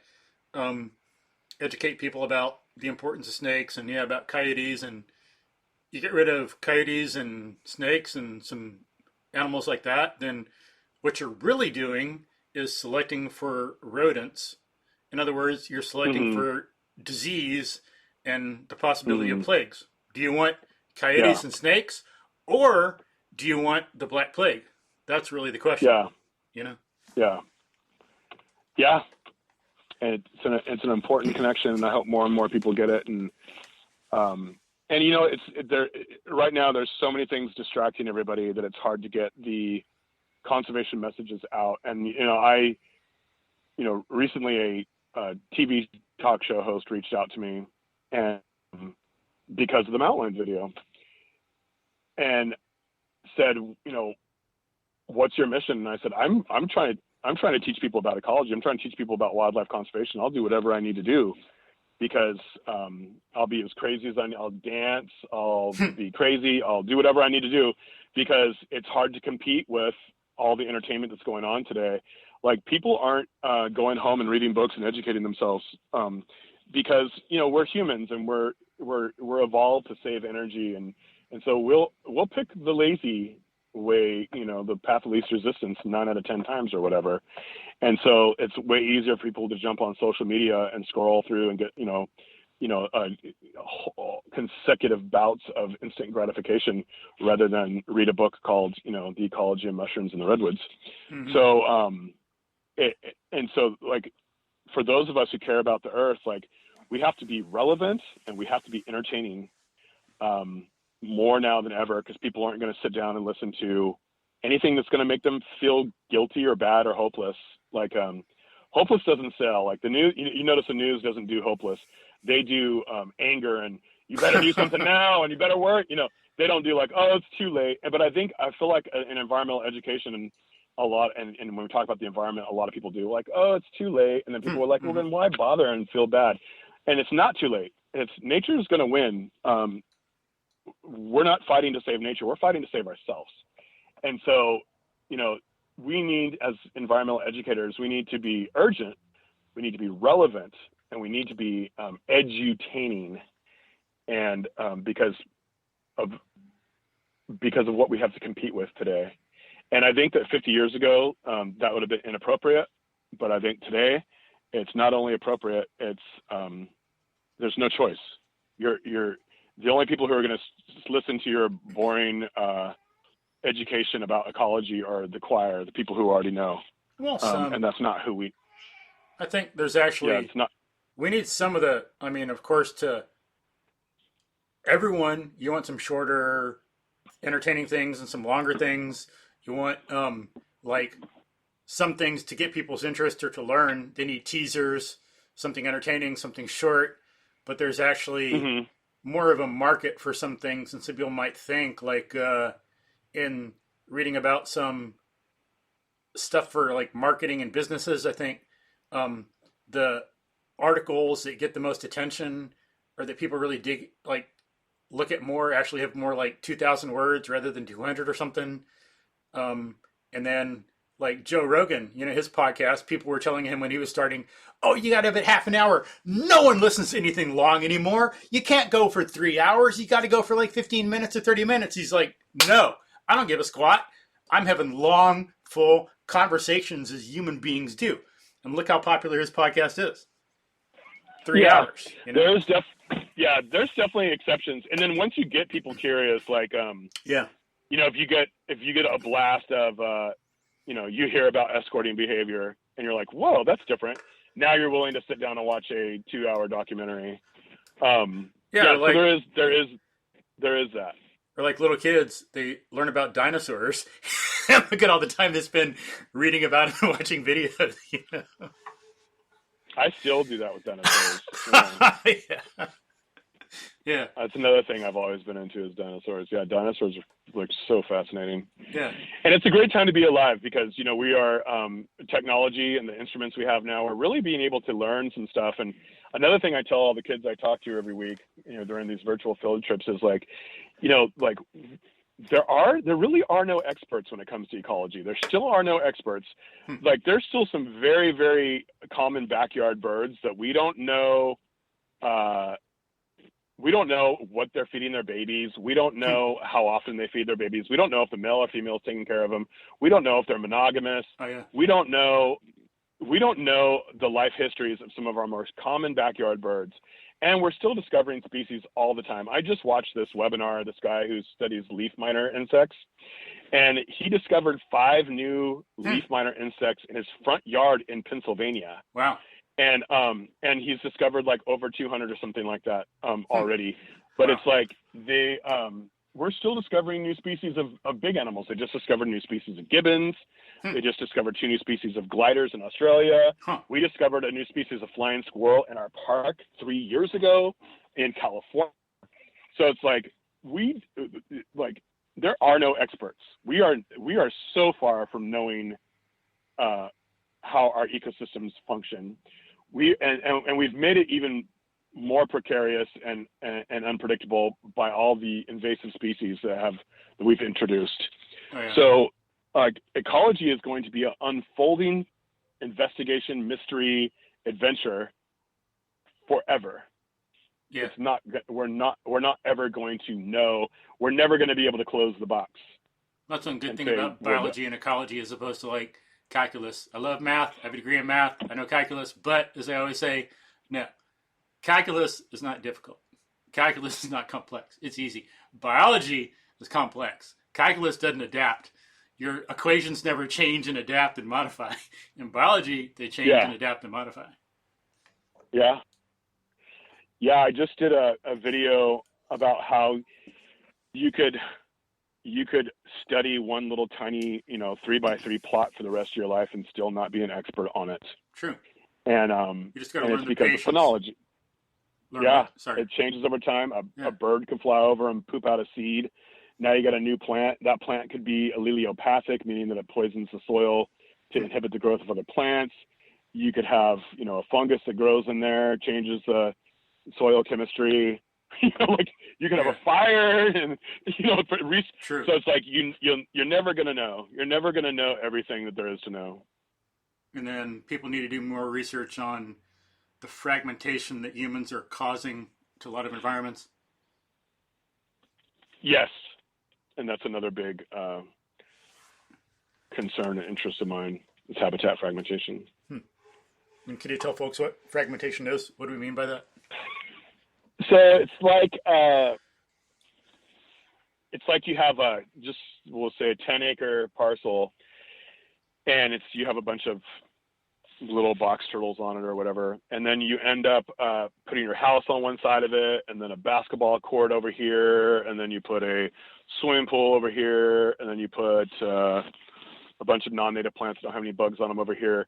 And so pretty soon all you have is like little, eighths of an acre wildlands for your box turtles to live. And say like they can't go from one little tiny island of habitat to another one to mate, because you got 2 pit bulls that will kill them if they go out into the open.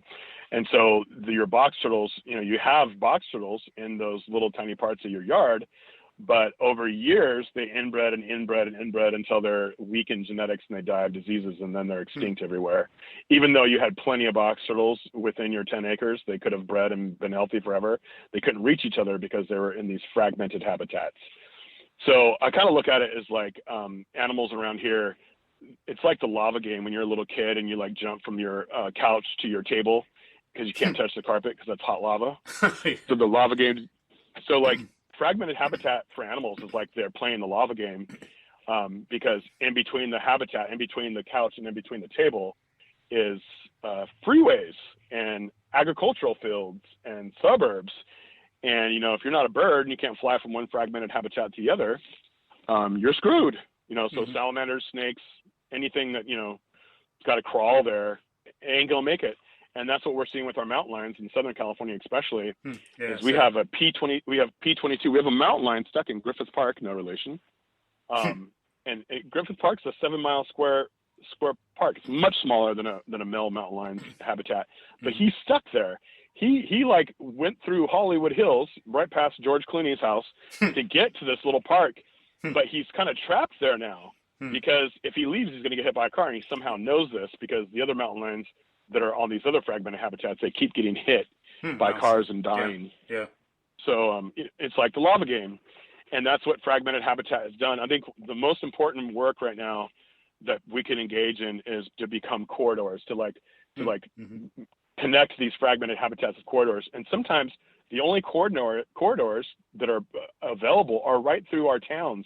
And that's why people should read Nature's Best Hope by Doug Ptolemy, because he tells you how to do that, by planting native plants. And your neighborhood could become a migration corridor for monarchs or for many of the other migratory species, or maybe even, like squirrels could set up fiefdoms, between you and 5 neighbors' yards. So there's things we can do that we're going to have to do if we want to have our nature. And one of them is to connect to habitat fragments. So it used to be all nature was interconnected and animals could move around and therefore spread the genes and have genetic diversity. But the context, ecological context that's happened for millions of years has all of a sudden suddenly changed in some ways, in some places. And so some of the conditions on which animals need to survive and be healthy and genetically healthy have been destroyed with this fragmentation. And it's like, and if it's not genes, it's something else. Like either they're going to breed themselves out, or if you're in a 10 mile by 10 mile fragment and then a wildfire comes through, and there hasn't been any prescribed fires, any cultural burnings, you have a really high fuel load, and so you have this devastating fire. Like the snakes and lizards aren't going to survive. Like historically, they could have just crawled down 3 inches down into a gopher hole and survived a fire, but now they can't. And so when you're on this fragmented habitat that has high fuel buildup, you're dust if a fire comes through. You're done. Yeah. Wow. So it's kind of like how these like mismanagement practices are like meeting each other in this perfect storm of extirpation and extinction. And we got to realize that can happen to us too. I know, and we think we're all awesome and we got this advanced technology, but technology is nothing if it's not helping us survive in following the laws of nature. Just going to be to our detriment, just like a lot of Americans are sick, have chronic diseases, depression stuff, and it's because the technology needs to be used and thought of more. That's another weird thing where we need interdisciplinary thinking. It's great, we have all this stuff, but okay, how does it help us serve human life, human biology, human ecology? We need that broader perspective to come Yeah. into play instead of, oh, this is so cool. Hey, I can play a game or whatever. Yeah, and COVID hasn't helped that, has it? It's like, Yeah, no, yeah. now people are stuck inside, double downing, doing double downing on and on technology. And I see it in my job. Like, I'm a nature guide, and I do everything virtually now, Mm-hmm. and it's weird. It's Agreed. not as bad. It's not as bad as I thought it would have been, because people are still able to get some awe-inspiring experiences even virtually. But I'm hoping that I'm planting the seeds for curiosity, and that people will want to get outside and explore with their families as soon as they can. But yeah, and then I think one lesson we should be learning from COVID, government officials, city planners should be learning. It's like, whoa, snap! It's like, okay, we're stuck indoors where we can't get vitamin D, and we're not as healthy. We're moving around, more domestic abuse. Whoa, it's because of the way we designed our cities. It's our human-built structures and how they're done. We need to change that. If we have wildlife corridors, hey, we're animals, we're wildlife too. That'll help us. We have a place to get out. You can make videos. People could watch them outdoors, do some of the same stuff. If we had more wild areas, like, sometimes people are required now, at least some people are learning, oh, you build a subdivision, then you have to build some drainage area, some storage for rain. Okay, well, what about requiring like a little plot of forest on every block, or a natural, not just a playground park, but a natural park in every subdivision or something, or some kind of food forest, a place for a local garden. I think we need to be doing a lot more of that too. Yeah, and the designers and planners are there with that kind of stuff. It's just going to take the will of city officials and county officials to make it happen. True. Yeah. Same thing with zoos. Some zoos are horrible.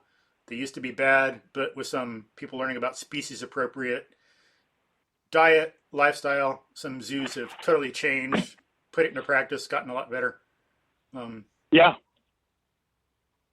So, but what can you tell folks about kind of return to Kyle and the Cougar? If people come across like a mountain lion, what are some of the things they should do? People always say don't maintain eye contact, and I say make sure the mountain lion knows that you can see it, because that's what they don't want. They don't want their prey to see them.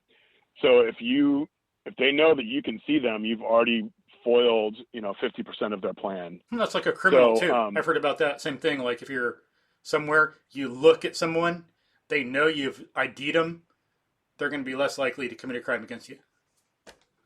Yeah. Make sure the mountain lion knows you can see it. And then you want to think about your house cat. Whatever makes your house cat play with you is what you don't want to do with the mountain lion. So don't run. No fast movements. Make yourself big. If there's more than one of you get the biggest person, stand out front and make yourself look big and yell. And then the smaller person, get behind the big person and drop down as fast as possible and grab a rock, and then throw it at the rear of the mountain lion, or even just right in front of it, because they trip out on our ability to throw things. And so that'll help. If you are worried about it, it's always better to overdo it and feel safe than underdo it and spend your time out in nature worrying about stuff.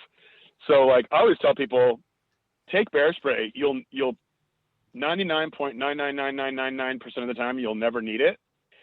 And if you do need it, it will be because of someone's dog or a crazy person. It won't be because of a mountain lion. True. But at least you'll feel better. Yeah.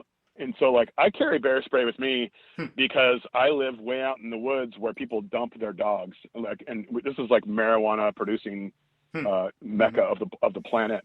And sometimes what I consider bad people will tie up dogs just to be bark dogs. Damn. And then they don't need them anymore, and they just let them go. And so like I've already encountered 2 of those dogs in the last 6 months. And both of them were unfriendly. Hmm. And so I carry pepper spray for that reason. So, but pepper spray works on everything else. Everything. Mm-hmm. Nobody wants to be pepper sprayed. Yeah. Nothing wants to be. Yeah. So, and then also an air horn works really well. And so you can get a little air horn, loud sounds, but you never want to run. And if the mountain lion is doing what she was doing to Kyle, like false charging and stuff, she wants you to get away. So you can walk away, but you want to walk away facing her. Mm-hmm. And again, if there's two of you, one of you wants to get rocks, but you definitely want to get out of their territory. Mm-hmm. Because if they're being that aggressive, that means they have babies. Cool. Or one big thing is just don't go out alone much. Go out with someone else, and make sure you're looking around, not sticking on your cell phone. Learn to observe your environment, because that'll help you be a better driver, help you avoid criminals. It's good training in mindfulness and consciousness beyond just that situation. And if you're not looking around, you can't enjoy nature. Look around, observe, identify, and be out with other people. And I also tell people, if you do get attacked by a mountain lion, you're probably not going to see it coming. Mm-hmm. And so you'll probably feel it on you. The last attack we had here, it was a man and a woman, older man and woman, like in their 60s, and and what happens is that when people get a depredation permit, they kill a mountain lion that knew its territory. And so then its territory gets invaded by a bunch of mountain lions, younger mountain lions. Mm-hmm. And they don't understand the territory, and they often aren't great hunters, especially if they were the babies of the mountain lion you killed. Oh, yeah. And they weren't done being raised. Like, they're going to go for the easiest prey, which oftentimes is your dog or your cat or your sheep. And so if you want to keep the livestock predation down, then don't kill mountain lions, because killing mountain lions will actually increase your predation. Mm-hmm. And so the mountain lion that attacked this couple was a young mountain lion. There's actually two young mountain lions, and where they probably still should have been with their mom. So their mom was probably killed. And it jumped on the man, and then the woman took out a pin and stabbed the mountain lion over and over again until it let go. And so that's what I tell people. If you get attacked by a mountain lion, chances are you won't know it until you've been attacked, because they're ambush predators. Yeah. If they're letting you see them, then they don't really want to attack you. They want you to leave. If they want to eat you, you won't see it coming until they're on your back. And in that case, fight. Mm-hmm. Do not play dead, because you will soon really be dead. Mm-hmm. You want to fight, because mountain lions, like I said earlier, they need to be Olympic athletes. And they're not trying to get injured. And so if they think that they're going to get injured fighting you, they're going to leave you alone. Yeah. And then I like the point you make for wolves, coyotes, bobcats, mountain lions. A lot of predators, a reason they attack is not because of the nature of the thing. It's because of what people have done. So people might kill some wolves, but you're killing some adults who've got the wisdom and who would otherwise train the young to avoid people. The young don't know better. Yeah. They're moving around. And so the ultimate reason it's happening is because of decisions, some bad decisions some people are making, some things not informed by biology, ecology, the way things really work, the nature of things. It's just, there's something, let me kill it. So if you do get attacked by a mountain lion, ultimately it's like you could have some person to blame for it.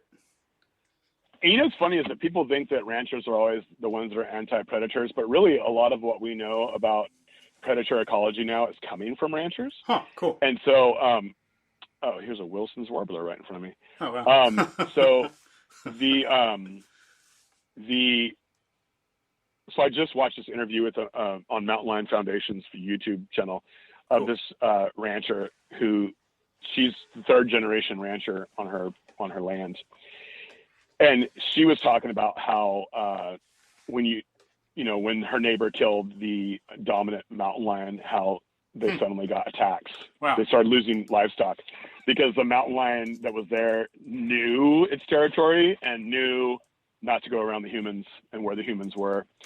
And so as soon as someone killed them, so she was saying, like, you could have a big ranch, but it's not going to be as big as the mountain lions territory. So you can't manage each ranch. You have to manage for the mountain lions territory. Hmm. And so, so everybody who lives in that area has to be on the same page with how we're managing our predators, Mm-hmm. which is a big, huge ask. But we know that that's what should have been done a long time ago. Like coyotes are the best story. And like, I'm really starting to love coyotes the more I learn about them. Cool. I just saw one yesterday in my front yard. Nice. Which is not a big, I live across the street from a wilderness area. I don't have any neighbors for 5 miles. So it's like not unusual for me to see wildlife, but like I was especially thrilled to see a coyote because coyotes are just amazing. And they used to be, their range used to be really small. It used to be, relative to how it is now. It used to be in the West.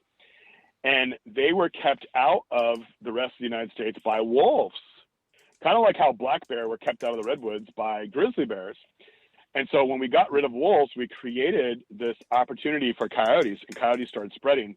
And then we tried to employ the same method that worked on exterminating the wolves. We tried that on coyotes, but coyotes have a different biology. Yeah. So you can't, when you kill the alpha, like even though they're not quote unquote packs like wolves are, coyotes have this other type of community where the dominant male and female are the only ones having puppies in their territory. Other coyotes will live in that territory, but they won't be going into estrus. But once you kill the alpha female, 6 other females in that territory will suddenly go into estrus. So instead of having one dog having 8 puppies a year, you now have 6 dogs having 8 puppies a year. So by shooting the mountain lion, you increased the coyote population by several fold. Now they're not just going after rats and rabbits. Now there is the carrying capacity of the territory has been challenged, and now they're going to come after your sheep, your baby sheep. So you actually, by thinking that you were like pre-managing your population, you actually were asking for predation. And so now coyotes are coast to coast. They're more numerous than ever, in spite of the fact that we're having coyote killing contests all over the nation, and people are killing coyotes and putting them on our fences. And when I drive by that, and when I drive by, a ranch with coyotes on the fence, I just think, gosh, they think that they're warning other coyotes, but really they're just inviting 8 times more than they had in the first place. And it's another exercise in ignorance. Yeah, it's like very bad unintended consequences. Not some minor thing, but more serious stuff. Yeah. I hear your mountain lion in the background. Yeah, my mountain lion's hungry. Little panther, he's black. Oh, nice. But yeah, awesome. I take him on walks. Oh, cool. And I use a little kitty holster thing and a leash. Because there are other cats around here. I don't want him to get in fights. And then if he gets scared, that way we're together. Although we've had to work on that. Yeah. It took a little kind of training, so to speak, experience for him to learn what to do when he gets scared and that it's okay and I'm there. And because at first he'd run away, and then when the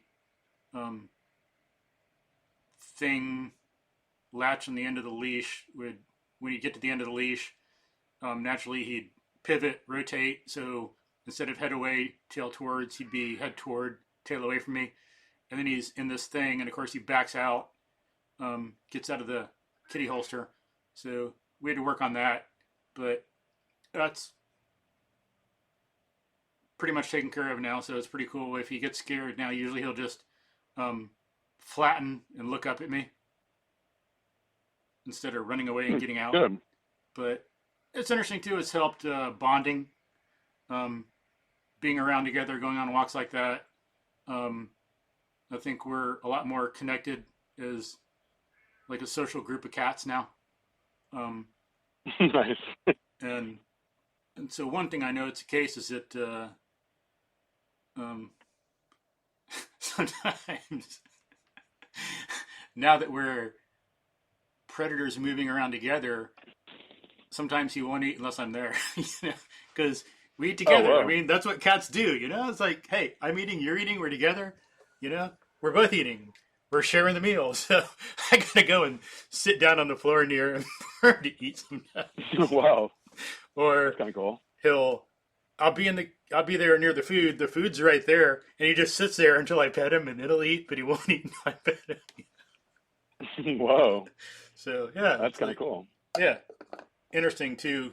I mean, I knew before, but about cats, but um, more evidence about what cats are really like. More evidence against this nonsense about cats being all solitary and um, dismissing you and not caring and all this stuff. It's like they're very social too. But Nice. Yeah. I got 2 indoor cats. cool.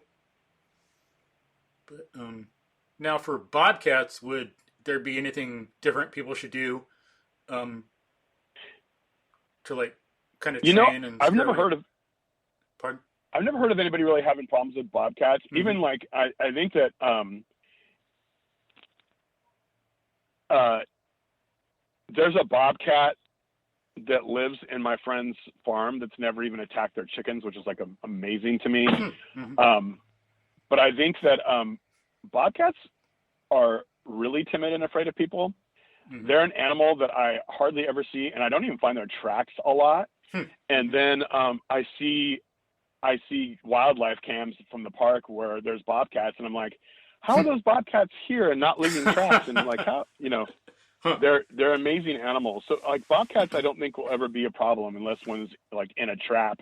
Up until recently, you could trap them in California, and it was getting out of hand because the pelt market in China was blowing up, and so people suddenly got a renewed interest in trapping out bobcats, which is not good for the ecosystem.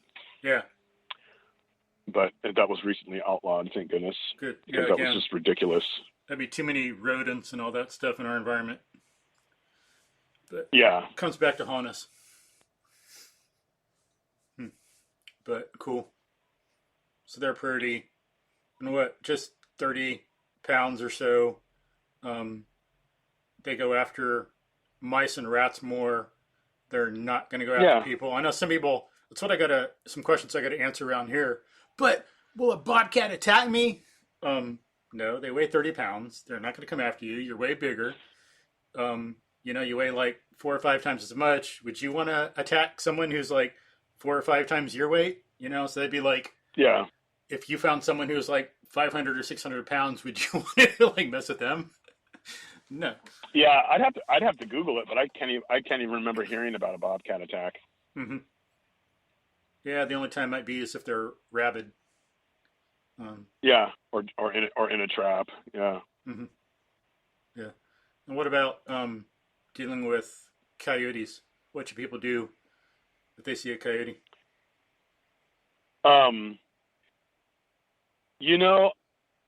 I've never had a bad experience with coyotes. I had one time, me and my friend's 2 dogs. I was walking my friend's 2 dogs, and we're like way up in the Klamath National Forest, and we were in this little valley, and there was like a knoll, like a small hill, and so I walked over to it because I was curious, and then all of a sudden there was like 11 or 12 coyotes that came out of, and they were barking, doing like a barking sound, and me and the dogs just kept walking, and the dogs didn't bark back.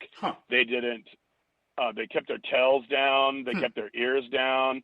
They looked ahead. Like whatever the coyotes were saying was pretty intimidating. So I have no idea what the coyotes were saying, but the dogs heard them. And one of the dogs was a pit bull. They didn't want any of that coyote mess. Yeah, it was really interesting.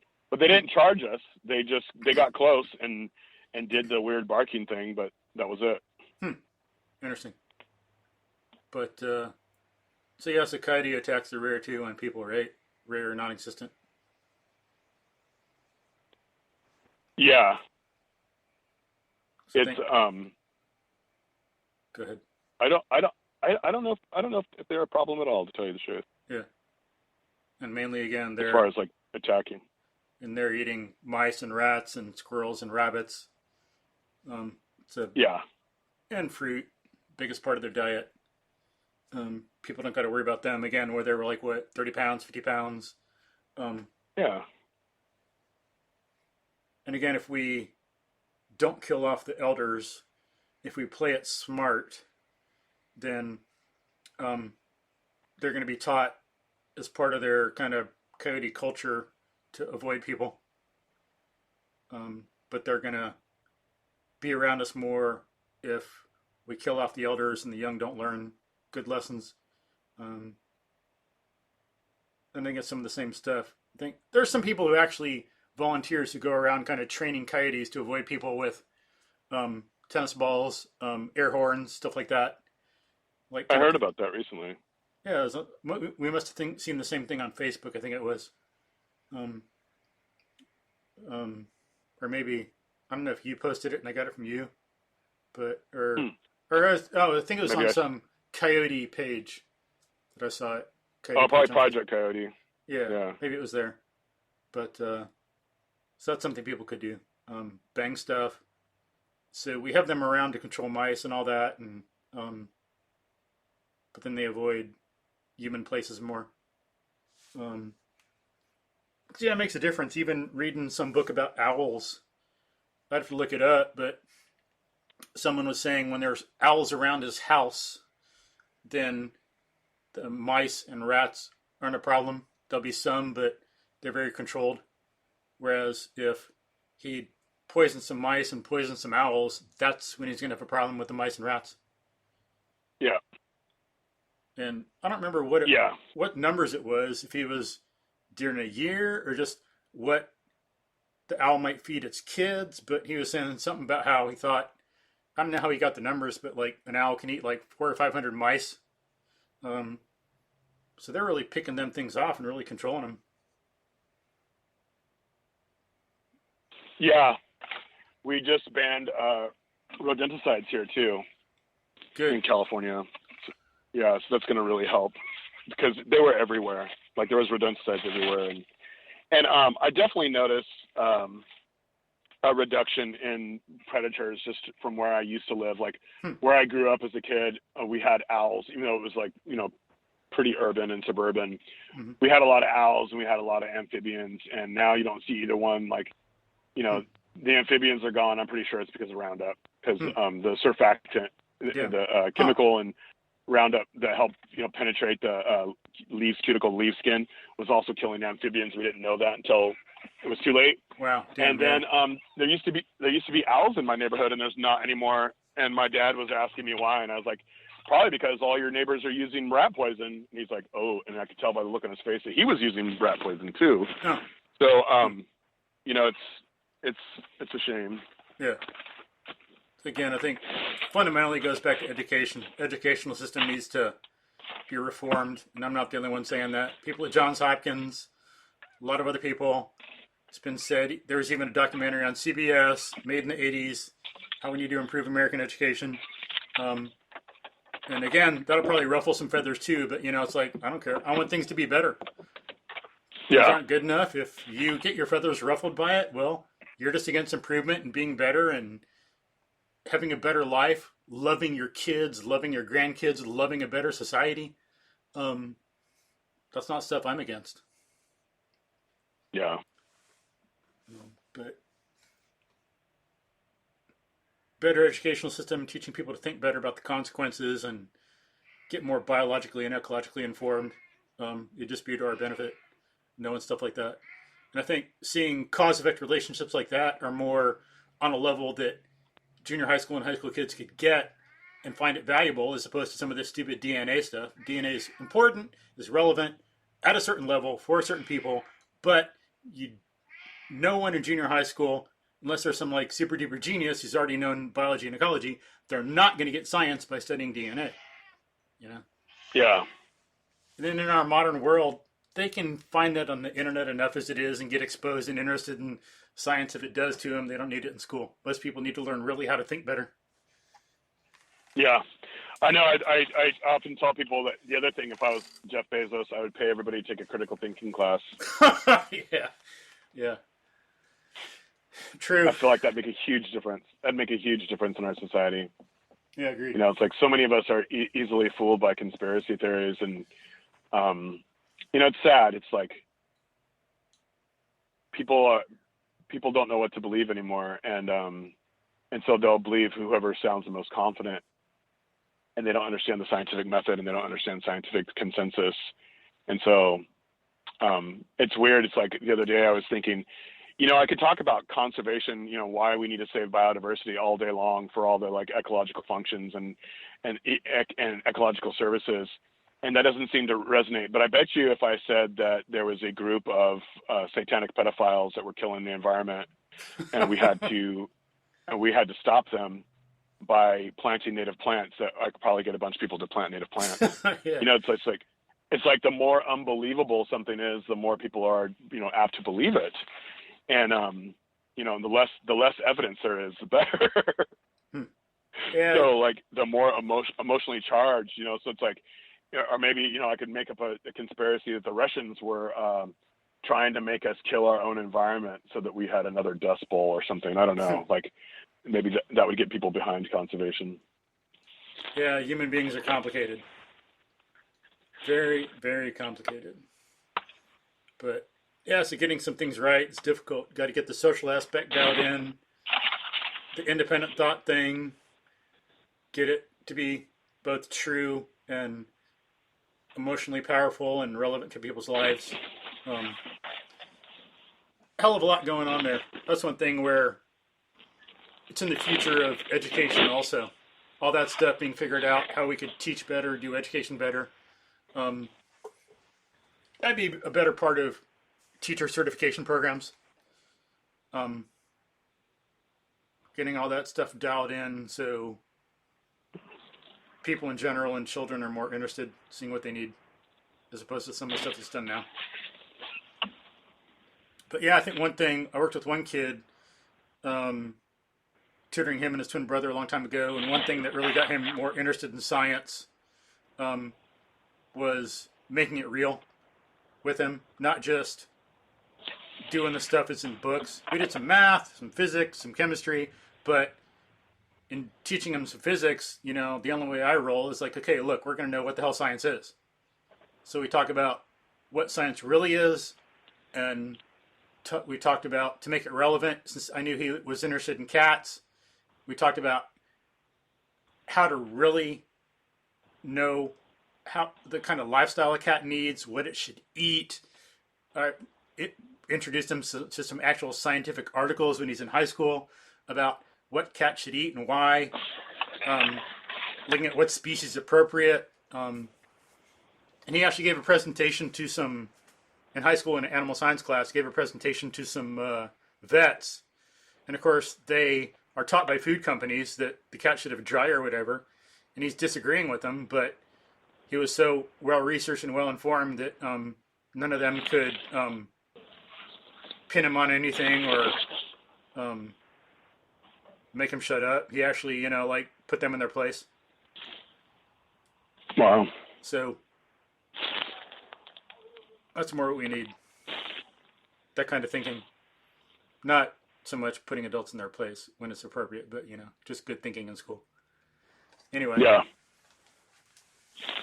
But, so, I think my cat needs to eat, and we've been going for a little while. So, still a lot of stuff we could talk about, but you got any last words for folks? I would just tell folks to that reading Doug Ptolemy's book, Nature's Best Hope, Cool. Would be extremely helpful, and that I do live videos on Facebook at Griff Wild. So if you or you can just put in John Griff Griffith, and also on the Humboldt Redwood State Park page, I do live Facebook's there, Facebook Live's there. That's where the Mountain Lion Facebook Live was, and I have a YouTube channel. Just put in John Griffith, and my YouTube channel will pop up.